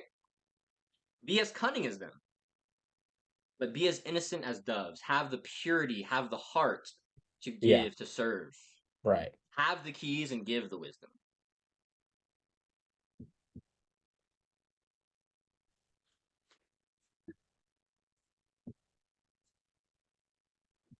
Yeah, I feel like that actually is a great teaching for like holding the darkness and seeing that and like using that. And, like when I was talking to you earlier about like my own darkness, it's like as much as that is an aspect of the darkness, is like that's an aspect of myself that Exactly. brings a lot of energy and life and passion and productivity and fulfillment to my life. it's a source that actually drives me to do a lot of things and to achieve and to make a lot of progress and to get a lot of fulfillment from that progress. And so it's like trying to deny that part of myself would do me no good. Mm-hmm. I have to see that part of myself. It's not I have to holistic. see that darkness, and I have to hold it. I have to hold space for it. I have to not look away from it, but Yeah, you stare can't. that motherfucker right in its It really eyes. is like scheduling for real. Like understanding the scales to make sure that like nothing's having free reign, but also nothing Mhm. is getting neglected. Exactly. That's very important, bro. Here's a this is actually one of my like favorite teachings from the Gospel of Thomas. In saying 45. Jesus said, "Grapes are not gathered from thorn bushes, nor are figs harvested from thistles, for they do not yield fruit. Good people bring forth good from what they have stored up. Bad people bring forth evil from the wickedness stored up in their hearts and speak evil. For out of the abundance of the heart they bring forth evil." Oh, So I have like a little note to that said, "Whatever is abundant in the heart must surely come up and manifest in the 3D. yeah. Whatever you hold with conviction, whatever you hold, whatever you put focus on, it must surely come up and manifest." It's like if like I love how Jesus starts this. Grapes are not gathered from thorn bushes. Oh shit. Right? They're not getting figs off thistles. They don't yield fruit. They yield thorns. Something that yield thorns ain't gonna give you fruit, bro. You know what I'm saying? It's like the path of death won't give you life. The path of illusion won't give you truth.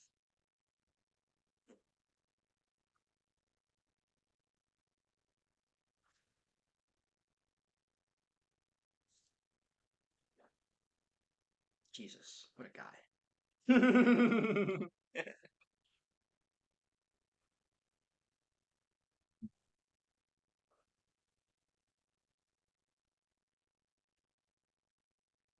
The Apocrypha.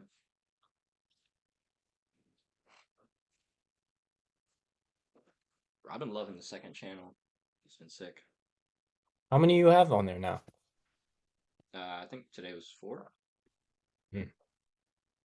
Yeah, today's 4. Yeah. First 2 on the Data Chain, second or third was the Didache, and today's was the Corpus Hermeticum. Oh yeah. Bro, I saw Too you were cool, bro. commenting on yourself. I love that. Yo. I How you do the doing, same Isaac? thing, bro. That's like so lit, bro. I love talking to myself in third person too. It's the best. Oh my gosh, a guy with 1.34 thousand subscribers just comment. He's my first comment. What did he? That's so funny. Yeah, that's pure comedy, bro. Nah, dude, that's funny.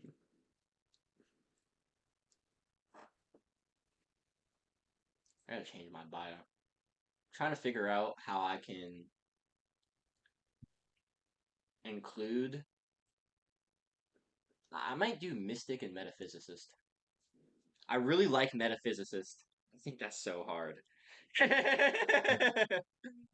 um, like right now I have like metaphysical teacher in there, but I feel like that, like that's like the wisdom approach, right? The masculine approach. I Right. feel like that doesn't embrace the feminine. You know what I mean? So I was thinking today. Well, actually not. Well, actually no, it was today. It was about like maybe like 3 a.m. or something. I like woke up and I like couldn't even see, so I just wrote it.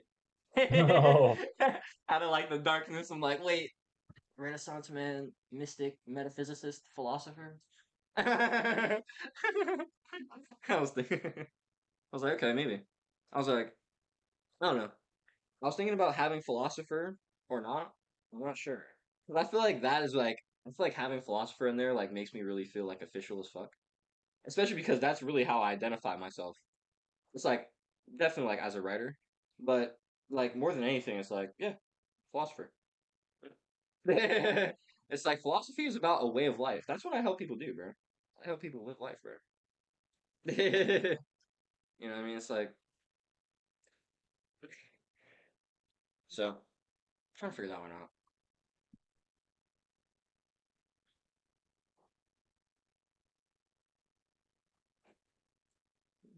The scenic substacker.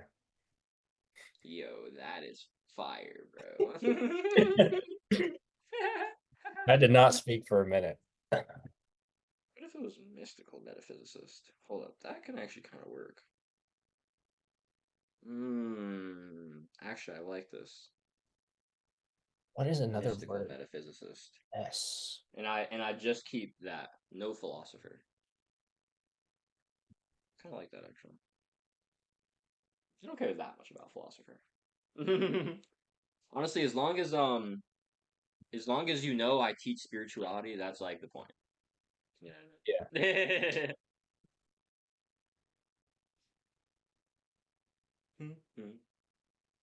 Yeah, I was cooking on this one actually today.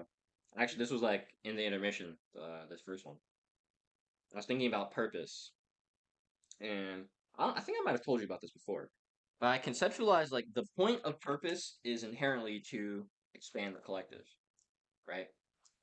Um, and the expression of purpose, right? Your purpose, that is individual to your unique self, and that comes through your experiences, your struggles, your skill sets, your loves, your desires, your needs. And I was kind of framing this in terms of like uh what I was learning from Mark yesterday because before I didn't have desires or needs really in that list. It was experiences, struggles, skills, and the things that you love slash enjoy, right? But yesterday when I was watching the pod, Mark was talking about how need and desire are qualities of the divine, and he started cooking on that. And he was talking about how like let me see 5 minutes on this actually. Let's see if something I can go for this.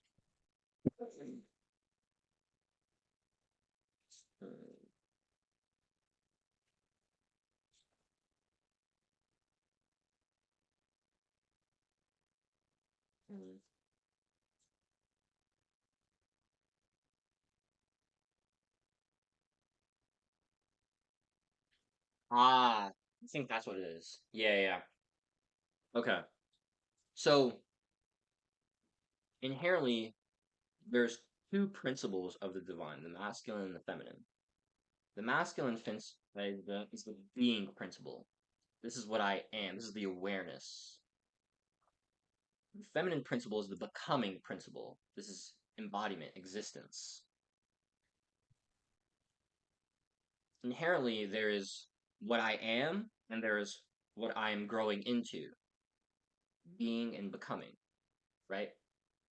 And so, desire or need is that pull towards evolution. It's what draws us towards evolution, towards the becoming.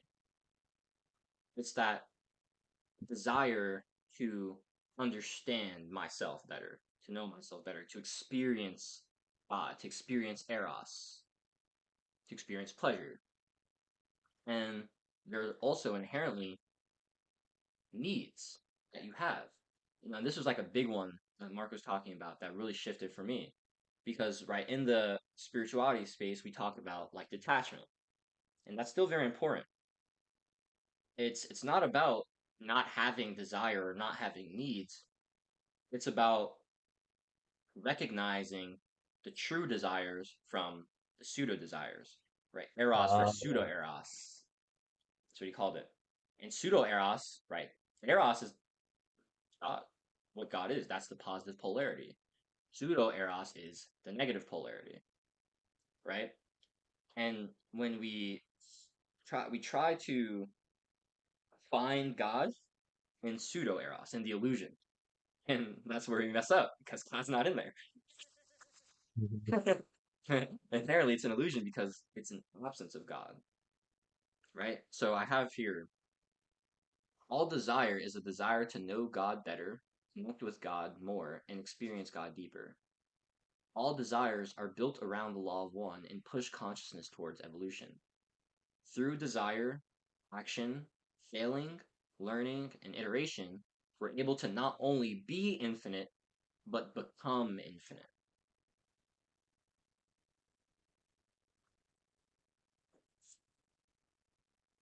I see. So once again, balance with masculine and feminine.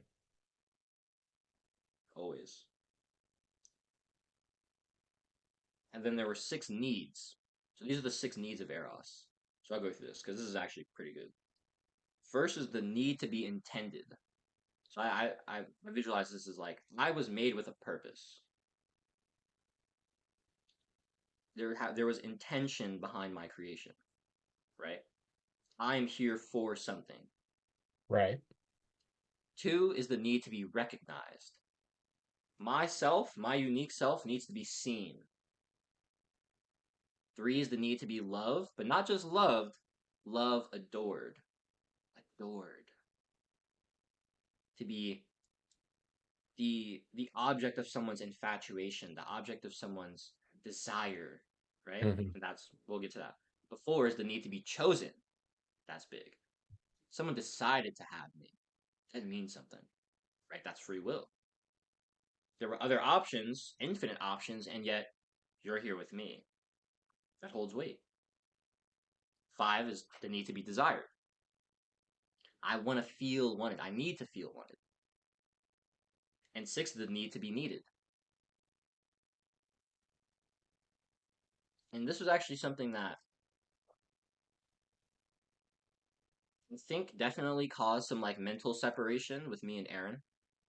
Um, because she would tell me that like she needed me and I didn't want to feel needed by her. Hmm. Um, and I think that one, that was kind of like me not feeling like ready for like full commitment to that relationship and what she wanted from me. But 2, it was also kind of like some of this like shadow and like not fully understanding and not really embracing um this like inherent quality of need. And I was seeing need as bad and like attention as bad. And it's Is yeah, that what you meant by like uh you said you'd rather have someone with a bit more masculine when it comes to like in the terms of like needing. somewhat, somewhat. I'll say in that aspect, a bit, yes. Especially because I felt like a lot of Aaron's need for my presence bit into me not being able to like have that time for myself or feeling like I could really embrace that or feel like I could take that and like that was fine. Like a lot, it just dynamic was kind of weird for me. You know what I mean? So in terms of like feeling like I had the time I needed alone, that was definitely a factor. But in terms of more than anything, um, this actually became very clear to me as I was reading the Kybalion today. I was reading the chapter called Mental Gender, which was talking about these principles that I was actually telling you about. Um, Hmm. and it was talking about how actually I'll read it to you. Kybalion would do a much better version than I will. So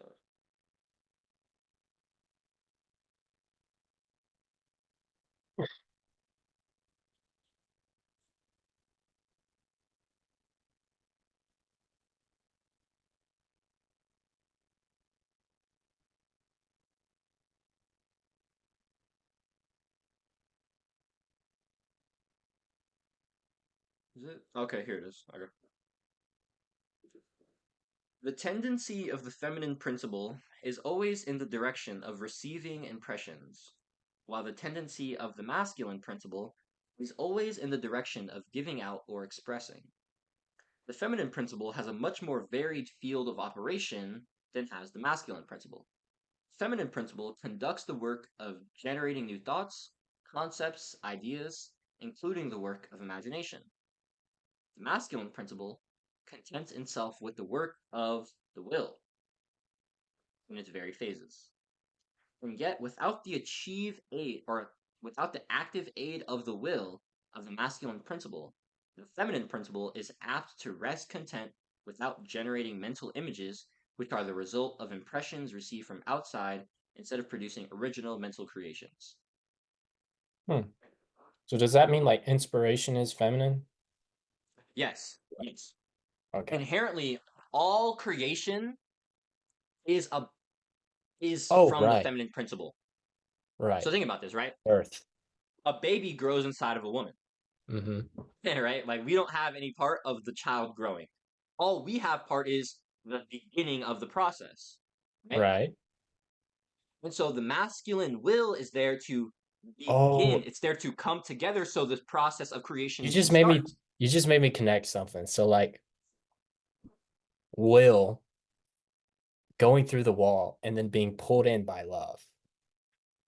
Boom, Think about how boom. that full Exactly, yeah. exactly, bro. It's perfect. That's perfect right there, bro. Exactly. The masculine will gets you in, and then the flow of the feminine takes you from there. Yeah. Right? The feminine is really what does all the creating, all the generating, all the work. However, without the masculine intention, without the will, nothing's gonna fucking happen. It's like, if we were trying to, let's say we have this ocean and we were trying to fill up like a pond with a certain amount of water, right?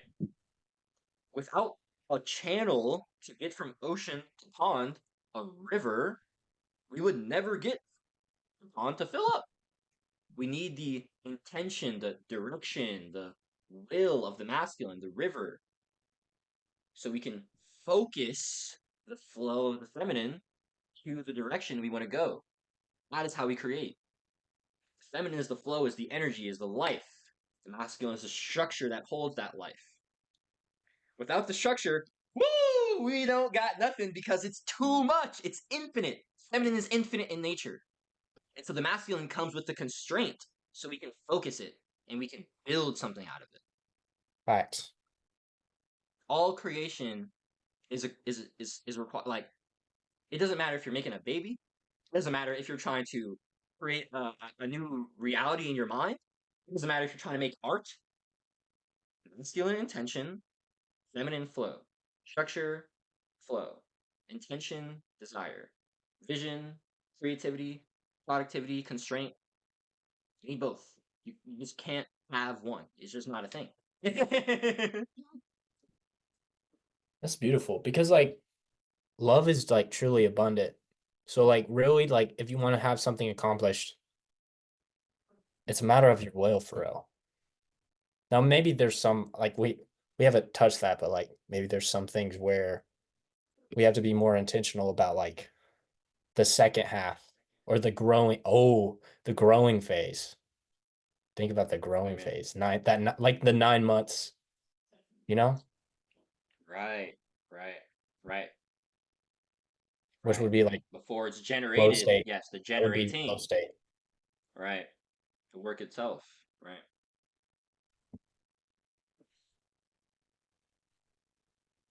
What was I gonna say?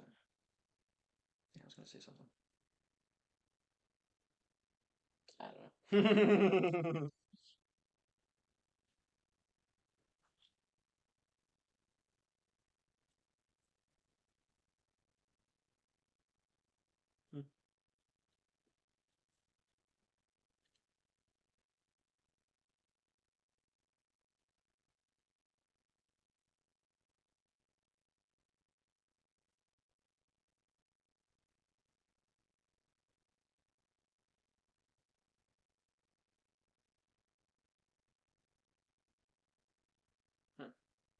Oh, that's what it was. Aaron.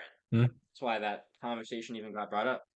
I was gonna mention Aaron again. Yeah, in terms of Aaron, I feel like it wasn't necessarily the polarity of our energy, although that was a factor. I did feel like in terms of like the the sexual dynamic, I felt like Erin couldn't slip into her masculine as much as I'd want her to, in terms of like that. So that was definitely a factor. And then like the clinginess or like the neediness and like in terms of like my presence, wanting my presence, that was also a Mhm. factor. But I'd say that probably maybe not the biggest one, but at least the most conscious one, like the most top of mind one, in terms of like I feel like Erin just couldn't channel her masculine as much as like I want my partner to, is that I feel like Erin just wasn't an executor. She just wasn't. I Like see. she said she had things she wanted to do, and like more often than not, she just wasn't really making them happen. She never started. She I never mean, got the she will. kind of did. Yeah, I mean, it's the will exactly, bro. part. But it's like she never really exactly. She never really got the intention down. And I tried to give that to her, but I felt like my delivery probably didn't resonate as much. And I also saw that like after after I saw that um after I saw like that was more of Aaron's nature, it it started like hitting me. I was like, dang, bro. It's like I'm trying to build something with you. Like, I mean, Aaron and I's like relationship really started because I wanted us to be business partners. Yeah, yeah, Um, right? Like we were growing our community. And so like this was like where it first started. Like it wasn't even in like our romantic relationship. It was like the yeah. business I remember dynamic. I was like, partners. yo, no, I mean like this is where I first saw like I wish Erin had more masculine in her. Mm. Because there would be times where like I'd want to make something for like business or do something for a channel and like I'd want to like make something happen. And Erin would be like, oh no, I'm just not feeling it. It's like blah blah blah blah. I'm just like Yeah, I see what you mean. I'm like, bro, it's like we gotta make shit happen. It's like, what are you doing? It's like, you know what I'm saying? It's like, bro, I can't like I can't, bro. It's like I want somebody who's on my timing. Simple. I'm not Yeah, compromising. Simple.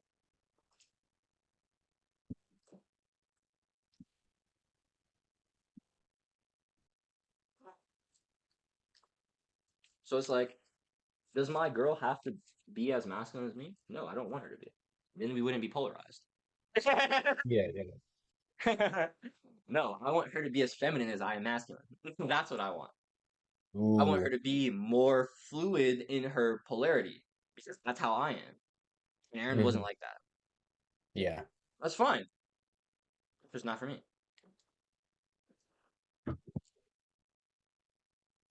Yeah. Yeah. I feel like for me,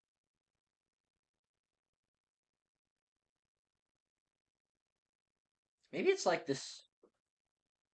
The thing is like the hunter archetype in me, like the need for novelty. It's like inherently like although you can find novelty and like new experience and depth in like a relationship with one person in like a standard masculine feminine dynamic where like one person's always masculine, one person's always feminine. right. Of course, there's like infinity lies between all individuals. Yeah, yeah, yeah. All relationships have hold infinity between them. And so the more variables you have, the more complexities you have. Right? And so it's like inherently I feel more called to the complexity of switching my polarity. And so I want my partner to also feel more aligned to the complexity of switching her polarity. I Right. want that to be fluid for her as much as it's fluid for me. You. Yo, I'm on call with the You. professional nudist.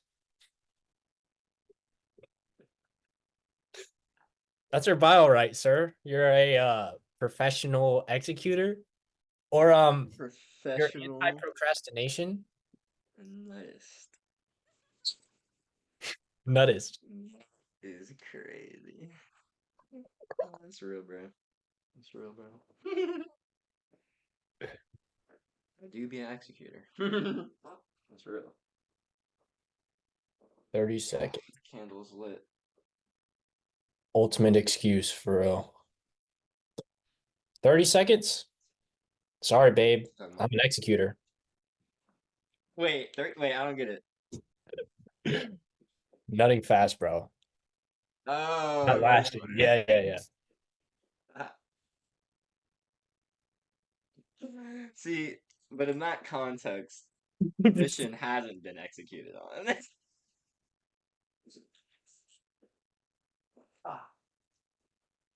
Because in that context, That's some negative polarity execution. that's yeah, that's just like pure, just like it's not necessarily depends. We can't get tripped up. This is tough. This is actually something like I struggled with a lot in terms of like seeing my own like hmm. Here's what I'll say. I think that there's darkness and there is the negative polarity. Now, they can be very aligned. However, What are the darkness is a requirement for life.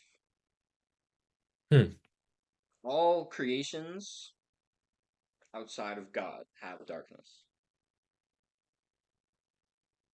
Inherently, there's a dance right? that plays itself out in the soul that expresses the soul. Hmm. And so there's both of these natures inside you. Now, for me, big struggle I had, like when I started like getting this understanding of the law of one, especially like in terms of um like sexual desire, but sexual desire in the context of domination. And it's like the Let's see. Right. intention is like to be above, right? To be the one who represents power in this dynamic, right? Right. Inherently, that is the call I'm feeling drawn to, right? Through this desire. Now, It's a dynamic between giving and receiving. That's what it yes, is. Yeah. right. And the thing is, all of it is inherently the intention behind it, right? Yeah. Is the intention to take and keep? I see. Right. That is the negative polarity. Is the intention to take from somebody else so I can have? Or is the intention this So is just an expression of the love? And right, our darkness. our interaction right now is yes, just being expressed as this dark Yeah. expression, although it is still intimate and it's still consensual, you know what I mean? What's ideal? What's ideal is darkness with the intention of service. Exactly, exactly. Boom, right there. It's conscious darkness. There we go. Yeah. Exactly. It's not darkness that's been manifested out of the subconscious and that you can't control. It's it's Mm, it's darkness that you're wielding because you want to experience that. And if that's your choice, that's awesome. It's an equally valid yeah. choice. So yeah, like for me, that was something I had to see. Like honestly, Aaron helped me a lot in terms of like perceiving that, in terms of like I'll just keep it real, like with us. Like there were times where I had this like very like I have a very strong desire to like assert myself physically over like other men, mentally other people, and sexually Yeah. over women. Hmm. I get It's it. like it's just there and it's very strong, Yeah. right? It's And intoxicating. so like exactly it really is, right? It is. It's so pulling, so attracting. And so like with Aaron, I would come up and I would get this like Hmm. animalistic, you know what I mean? Just like Yeah. and that's how it was. And I was like kind of perceiving this in this like negative polarity light. It's like, oh, this is bad, this is darkness, you know what I mean? Nah. Exactly. But like I didn't have this Yeah, I perception understand. until Aaron kind of like brought it to my light. It's like, no, like we both want this. Like this is good for both of us. Like we're both experiencing this. This is an expression of the love here. And I'm like, Yeah. okay, I see here. And it's like there's a lot of nuance, right? Hmm. There's so much Yeah. nuance. Life is not black and white. Yeah. Yeah.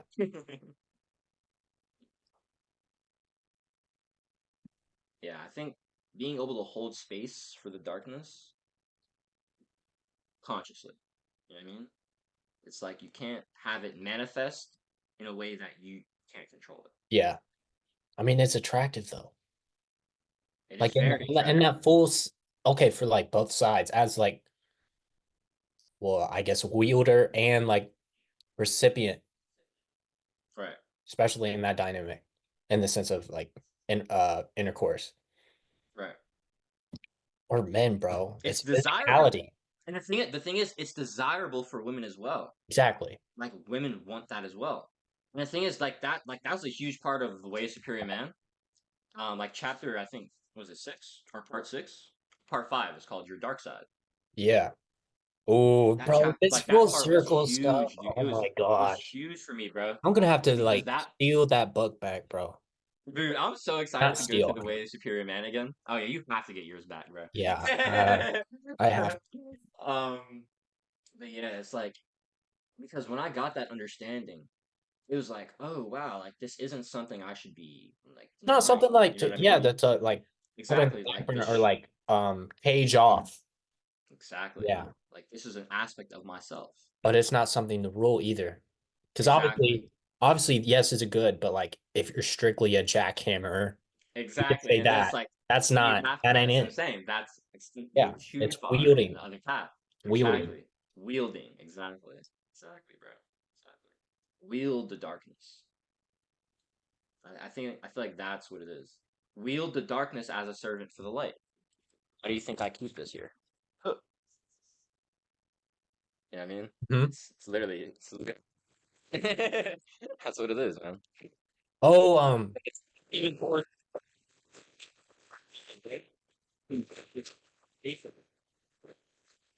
hmm. I'm not like super familiar with Nightwing. Like I've heard of I'll, it. I'll, But I'll give you like a little break. So Nightwing's like the first Robin. oh, okay. Um, and after he left Batman, he was like, "Yo, fucking tired of being Robin." He's like, "I'm about to go do my own thing," right? And then he became a killer. And so, no, I mean, Nightwing has done a lot of things. Like Dick Grayson, that's his name. He's done so many things. Like he's a very accomplished hero. But in terms of like when I said in terms of they wield the darkness in different ways. Batman operates in the darkness. Okay. He uses it for the light, but he operates in the darkness. Hmm. That's where he plays. Nightwing doesn't play in the darkness. He plays in the light. That's where he goes. That's Interesting. Nightwing, like inherently Batman, like I love Batman. Like Batman's one of my favorite superheroes, right? Like as a dynamic of like leading the Justice League, let's say. I love the dynamic of Batman and Superman Right. because Superman is the visionary and Batman's the tactician, Mm. right? Batman would be a horrible solo leader simply because Batman just doesn't trust anybody. No, it's not like that, but it's like Batman's too skeptical. He operates too much in the dark. Like you need hope. You need light at the front. Ah, right. And that's why Superman is such a great leader in that aspect, right? He's the visionary. The thing Mhm. is, Nightwing just has both. Ooh, Nightwing was actually, I think he might currently in the canon now be the leader of the Justice League. interesting. You have And so, like, like a movie to recommend or something? mm, I don't think there's a movie. Maybe there's a series. you could watch, you have HBO Max or No, Hulu? Yeah. I'm I broke as mean, hell. you could probably still find it though. It's called Son of Batman, Oh, okay. Son of Batman. or you could watch Young Justice. Young Justice is a show.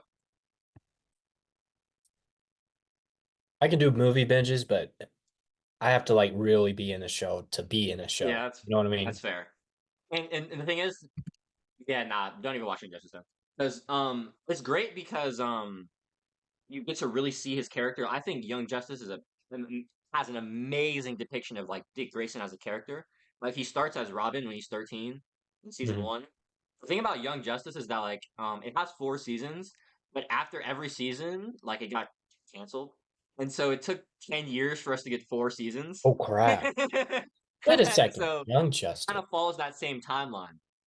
So like the first season they're 13, Nightwing's 13, the second one he's 18. The third season he's I think 21, and then the final season he's about 24, I think. 25. 23, 24. Yeah, something like that. But I was just saying that because Oh, Young in terms Justice. of It's being like able that. to Yeah. wield the darkness, yeah, it's super old. Well, not super old, but No, but I see that. I've like seen clips and stuff. It's very. yeah, It's a yeah, I bet. yeah. It seems like a G show actually. Bro, that is literally my favorite piece of media of all time. Oh, Like that show is literally my damn. favorite show of all time. Then it's Rick and Morty. um, but yeah, I was saying that like Nightwing and versus Batman, I love both of them, right? Because they're both transmuters, right? Pain its Right. purpose. Yes. However, there's still levels to this. There's a actually, you know what? I'll find it because it'll be awesome.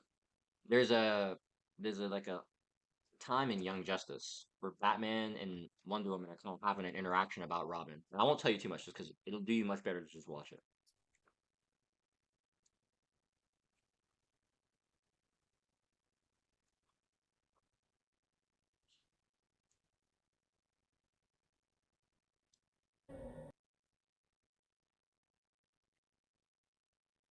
All right.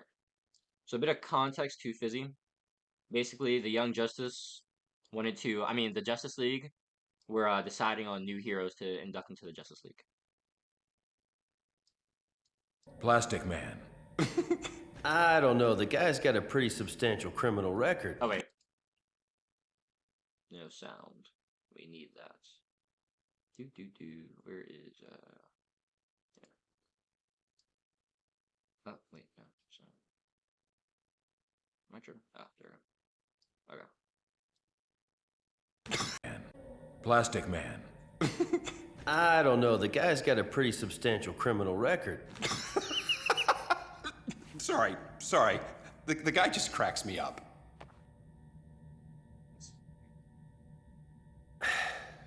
Maybe it's time we all talked about the elephant in the room. Should Captain Marvel stay a member now that we know he's really only 10 years old? He does possess an adult body and the wisdom of Solomon. Wisdom does not equal maturity. Hey, I'm sitting right here. Then, Billy, maybe you should leave until we've hashed this out. No. Captain Marvel is a member and is entitled to participate until or unless he's voted out. It's not just his age. It's the fact that he lied about it. I didn't lie. Exactly. I just left out the part about being a kid. A lie of omission is still a lie. You kept an important secret from us.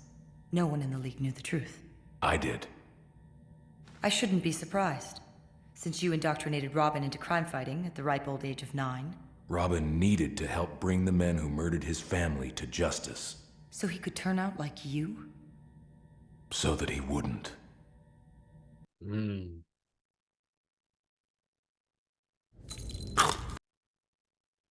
Oats!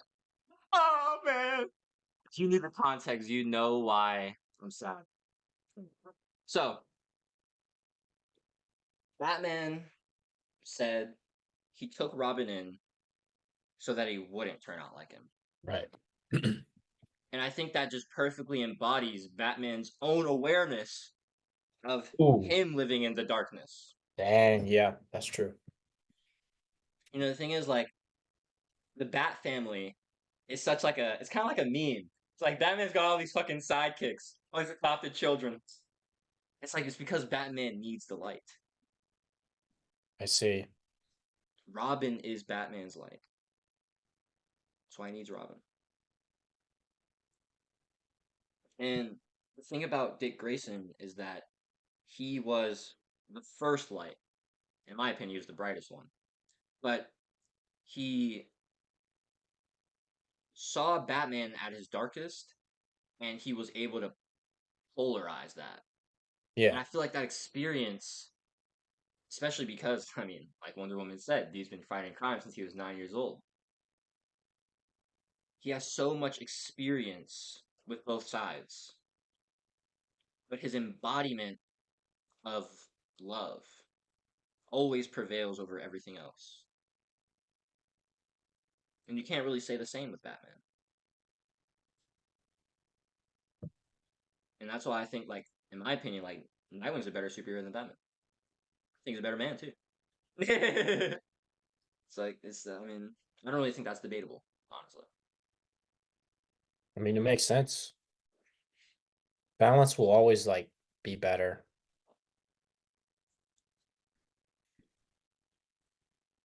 So, yeah. That's why I keep Use the Darkness here. And that's why Nightwing, ugh, first and Batman's in the shadow. Yo, I just realized something, bro. You think lessons are like snapshots of whenever we've been unbalanced? Like He's every single one? cooking. Yeah, bro. Yes, 100%. And maybe we Every lesson is there have, to get you back in alignment with the law of one. yeah. And like obviously we have like archetypes and then core experiences that make us who we are. And we have tendencies for certain imbalances. And that's why journaling shows that even 10 Right. years ago, yeah, you're 10 years older, but like the tendencies are the same. Yeah. Those lessons that you learned when you were 15, they transfer over, buddy. It's like if you don't do the work to shine the light on them, they'll just stay in the darkness. Optimize your life balance. Yeah, man.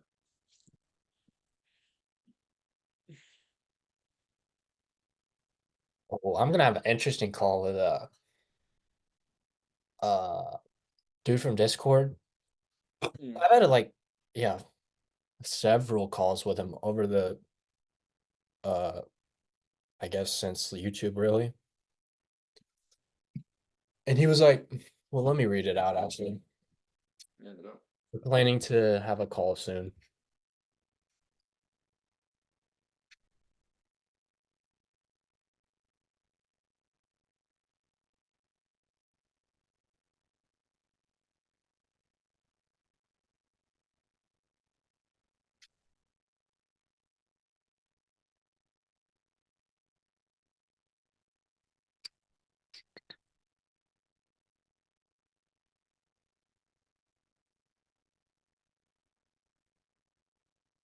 Boy, this data sucks.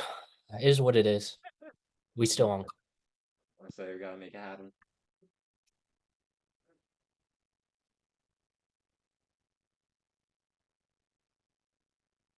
Man, I'm hitting this junk first thing in the morning, bro. This video.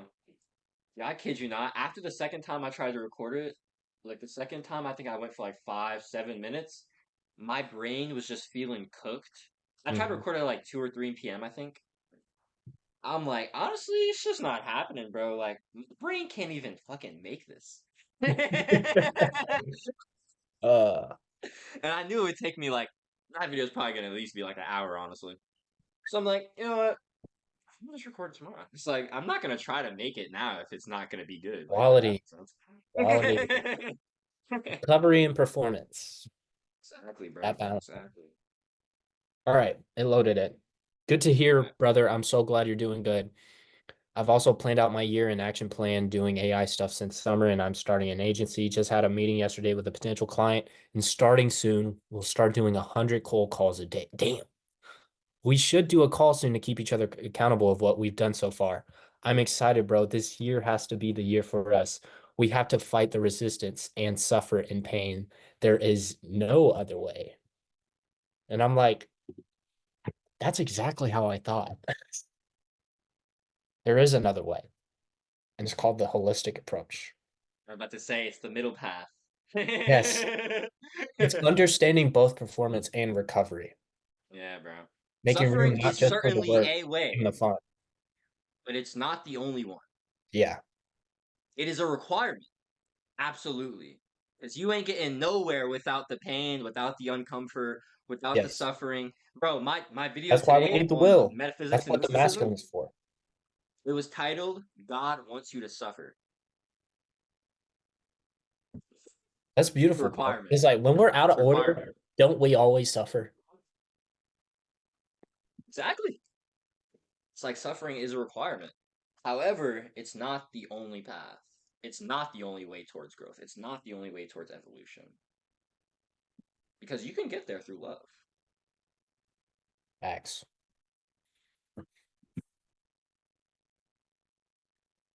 But, this is actually. So Aaron likes to teach this as like the direct and the indirect path of like spiritual growth. And the indirect path is kind of like more like the masculine approach. It's like the wisdom approach, where we're trying to like Oh, I see. understand and know the divine, right? And then the feminine approach, devotion, is the direct path, where we're just experiencing, we're just Yeah. feeling, we're knowing, we're under like we have this embodied experience of the divine. Right. And inherently, these are two different ways, right? Knowledge and experience are two completely different, poles of being. And so Aaron likes to say like the indirect path is like kind of like self-improvement practices or like meditation, stuff that helps you what he calls purify the soul. And what this is basically stepping away from the darkness, Hmm. right? But you can only step away from the darkness so much until you kind of like hit this point where you kind of just need to like have this like felt experience of love. You need to be connected for you to continuously like growing, for you to continuously cultivate that deeper connection. It's like once you hit a certain point of like stillness, it's like what is this stillness for? It's like the thing is about Right. the masculine is wisdom is to know love. The masculine seeks to understand the feminine. The feminine, this is a like very, very important. It's kind of hard to wrap your mind around this. It took me a couple times. I learned this from Aaron in August. He did like a 4 hour like series, like him and another guy, where they were talking about like relationships and like polarity and like sex and stuff like that. And it was just like super awesome like imagery of like the sacred and the wounded masculine and feminine dynamic. And it was like huge in terms of like this metaphysical perspective of like attraction and polarity and stuff like that. And he was talking about how the feminine in form is the positive love, right? This is the truest essence. And the projection of the feminine is the masculine. It's the mirror so that the feminine can understand itself in comparison to the masculine. Wisdom, understanding, is to know love. It's to know God, right? All desire is a desire to know God. All knowledge is to know God. All experience is to experience God. And so the desire, the knowledge, the want, the pursuit is for the feminine, it's for love. The wisdom is for the love, right? And so it's like we take this masculine approach, this wisdom approach, but inherently we have to eventually get to the point of love because Right. that's what it's for, Mm-hmm. right? Unfortunately, some people like some people in like non-duality spaces, right? Non-duality, if you don't some people don't actually truly understand non-duality. Some people think that non-duality is like, oh, there's no one here, so nothing matters. It's like, no, that's not. No. That ain't it. It's like, That oh, ain't it. there's only one person here, so oh, your life is irrelevant. We can just do whatever we want. It's like, no, that's wrong. It's like that's no. Non-duality says that although duality does appear and is present in our experience, it is really just two facets of the same coin, right? You're Yeah. both servicing the creator, right? They're both required. And so you can't, see the negative as bad. Positive and negative are both equally valid. And so we have the feminine form is positive, right? This is love. This is what feminine is.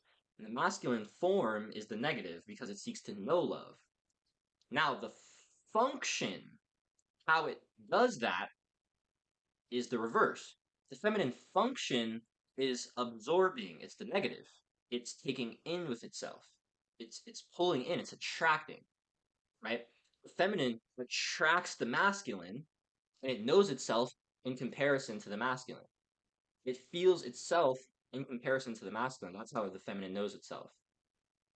I wrote a poem. Actually, I'll just read it to you. Here. It's called The Putty and the Rock. Ooh. The feminine is the putty, and the masculine is the rock. The masculine is supposed to know love via the softness and fluidity of the feminine. The feminine is supposed to know love via realizing how soft and fluid it is compared to the masculine. Without the rock, there's too much putty and chaos. Without the putty, there's no softness or love. Both are required. And so the feminine absorbs, it attracts the masculine so it can understand itself in reflection to the masculine. The masculine pursues the feminine so that the masculine can understand love by understanding the feminine, by experiencing the feminine. And so, I was actually, this is like huge, which is why when I watched Mark's podcast yesterday, like about like Eros, it was like even more revolutionary for me because yesterday morning I came to this realization that all of my desire was truly a desire to know not just God, but really the divine feminine, to experience the divine feminine. That was really where the desire was. To know the feminine's beauty, to experience her, to love her, to know her, to devote myself to her. And that is what really calls me. Like in the way Superior Man, it talks about how most men wouldn't really feel inspired to do anything if it wasn't for women, right? The divine Oh. feminine calls us, it inspires us, it moves us. And that doesn't have to just be women, right? It could be any manifestation of the divine feminine.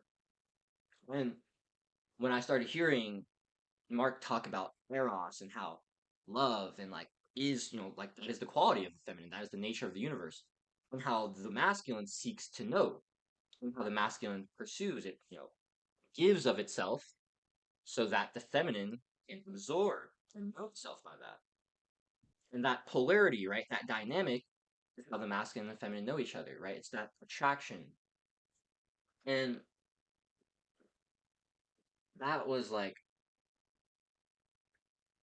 just like a massive, massive like understanding for me because it really like made full circle like why like I was telling you like people in like non-duality they have this like pure wisdom approach. And it's like if you only take the wisdom approach, you miss what the point of the wisdom is for, right? And it's like if you're missing what the point of the wisdom is for, it's like you're kind of missing the point of life. You know what I mean? It's like without the love, without the life that the feminine provides, what is life? Non-existent. And it's like you can have there's kind of like this darkness of like the masculine pursuit in terms of you get into this almost like this like depressed state of like oh there's like you can get into this darkness of like non-duality, let's say, of like oh there's only one person here so nothing matters, right?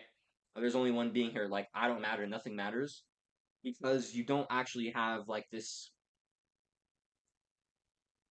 experience that you are a quality of the divine that the divine wants to know and experience, right? You don't understand that the divine wants to love you and that you want to love the divine. That relationship, like that love is important. It is required, right? And so it's like because you're missing the foundation, what's built on top of it is irrelevant. Yeah. You know what I mean? It's like, and that like just completely shifted everything for me because it was like, wow, like this is why I don't know if I said this to you, but I was like, yo, I feel like my creation is devotion. My seeking of gnosis is devotion. Because that is how I get closer to understanding the feminine. I want to know her. I want to love her. I want to understand her. I want to experience her. I want to feel one with her. And I do that through gnosis, through creation, mainly, through purpose. And that's why, like, when I watched Mark's vlog yesterday, it just, like, brought so much clarity to everything. It, like, gave me that language to associate my experiences with, right? His language. Yeah. That was very beautiful.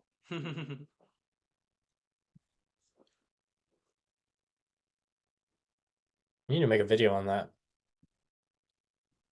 Not like a call out Well, video, but like on non-duality or the oh people yeah. one-sided. Yeah. I've definitely been thinking about that recently. I mean, I kind of, well, yeah. I didn't talk about that, not like this approach, because I didn't have this perspective in my Stop Disrespecting the Divine Feminine video. And that was more about like creation. Bro, This is more you about could jump embodied oh my experience. gosh. Video like that, you can pull one of them heavy titles like you're not living. like or like Yeah. you know what I mean? Yeah, Like it's like one of that those type. smacks in the face. Yeah, like Exactly. there's a progression 1, 2, 3, Like 4, polarizing. 5. Yeah, 5 yeah. is red. This one's bah, you're not No, living facts, correctly. bro. Watch this. Mm, that's so real. Mm. Yeah, man. I honestly, I feel like that's something I've been trying to figure out, I guess, in terms of like, what am I like, kind of like, what's the protocol I'm trying to cultivate with esoteric self-improvement? I actually have recently put back into my awareness that helping people like gain clarity of purpose is something that I actually want to do because Facts. it's like, dude, without purpose, it's like purpose is the foundation.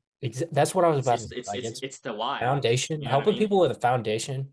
Mm, It's the why, bro. It's like without the why, what you know, yeah. everything needs a reason. You know what I mean? Everything needs an intention. It's like the purpose is the intention. You know what I mean? It's like I didn't start taking this like personal development shit seriously until I was like, wow, I'm not gonna help anybody until I'm not fucked anymore. And I wanted to help other people. So I was like, well, Yep. guess I got to do something about me first. And I and now I've gotten to this point. It's like, yeah, I've really shifted that. I mean, I mean that's what the video was going to be about. Transmuting pain's purpose. The video was going to be titled "A No BS Guide to Healing Trauma from a Metaphysical Perspective." In parentheses. Mm. Because I was talking Do about you need like to put the the parentheses transmutation. though? Like this is I some like the Hormozy stuff. parentheses. This is some I like the Hormozy stuff. parentheses. Like I think it actually. I think it. I feel like it. is it One, necessary? especially because it also is exclusive though. Like the what's in the parentheses is exclusivity. It's like from a Right? metaphysical perspective. You know what I mean? So are That's you like a trying filter. to curate yourself to a certain audience, but it's costing maybe someone who would have clicked if it wasn't there to maybe learn, to maybe get into it Yeah, first? but honestly, I'm not too tripping about that. I mean, obviously, this is like a very small thing No, I get what relative you're of what saying. you're doing, No, but I definitely like see your perspective. It's like since you're solving the I'm problem why I saying from need a to say metaphysical specific, perspective, you know? yes, that's yeah. Actually, yes, it actually is because I want to attract people who are already open to the spiritual concepts. Okay. Yes, All right. like I don't want to have to convince you of this shit. I want to tell you about it, but I don't want to be like I don't want people in my comments being like, "Oh, Jane, you're just talking a bunch of bullshit nonsense." I mean, if they say that, all right, that's whatever. I don't give a fuck. But it's like I'm trying to attract people that want it. You know what I mean? Because the thing is, it's like I inherently am just I want to cultivate a people. I mean, I want to cultivate a community of people who are not are already open to spirituality inherently. If you already are, definitely awesome. You don't have to be to like fuck with my content, but like really, that's kind of like the bar I'm setting on. You know what I mean? It's Right. like honestly, I'm not really here to try to teach like get people a reason to get into spirituality. You know what I mean? Because that reason will find all of us. You know what Yeah. I mean? And so it's like for me, I see myself, yes, as a seed planner of somebody who can like get Yeah. people Okay. the over the line if they're not there yet. But more than anything, I see myself as someone who's wants to help people who are already over the line. Yeah.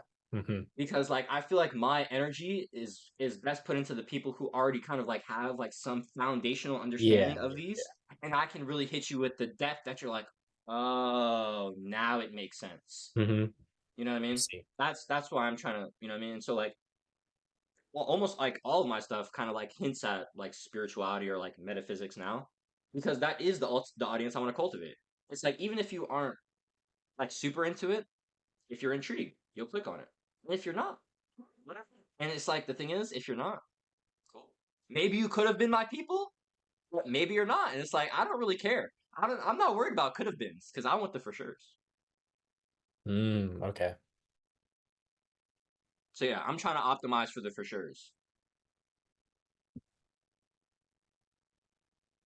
Respect.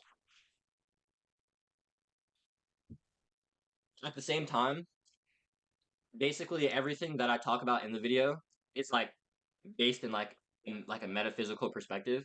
And so if like somebody clicks on that, I mean, of course, like I'll like I would start the video talking about like spirituality and stuff like that. So Yeah, yeah, obviously yeah. the people that click on it and wouldn't want to get it would already get filtered out. But it's like in terms of like expectation meets what the video gets, like Right. expectation of like packaging Hmm. meets the video. It's like that would convert more into like people actually watching it. You know Right. what I mean? For sure. Yes. So that's where I'm at with that one. Bro, I'm Yeah, gonna I know blink this and video this is gonna be call's a gonna banger, be bro. ended. Yeah, I mean it's about to be. I mean it's we only got 2 minutes left. I'm mad hyped for this. I've got like four or like it's like 6 parts of the video. Actually, yeah, it's like 6 parts of it. I have like section of the whiteboard. So I have like the first part is talking about transmutation and like kind of like the principle of shifting one pole to another, right? How all manifestations of the same essence may be transmuted from one pole to the other. There we go. So like I need to like lay that foundation down, and then I kind of go into um uppercase T trauma versus lowercase T trauma, because that is an important distinction. And so like I say uppercase T trauma is a violation of your free will, and that's abuse or like murder or something. And then lowercase T trauma is an attack at your authenticity. It's it's a limited belief or something that it's a judgment, something that makes you misaligned with your true character, your unique Right, right, self, right. right? And so inherently, both of these are misaligning you from your truest nature, from your authenticity, right?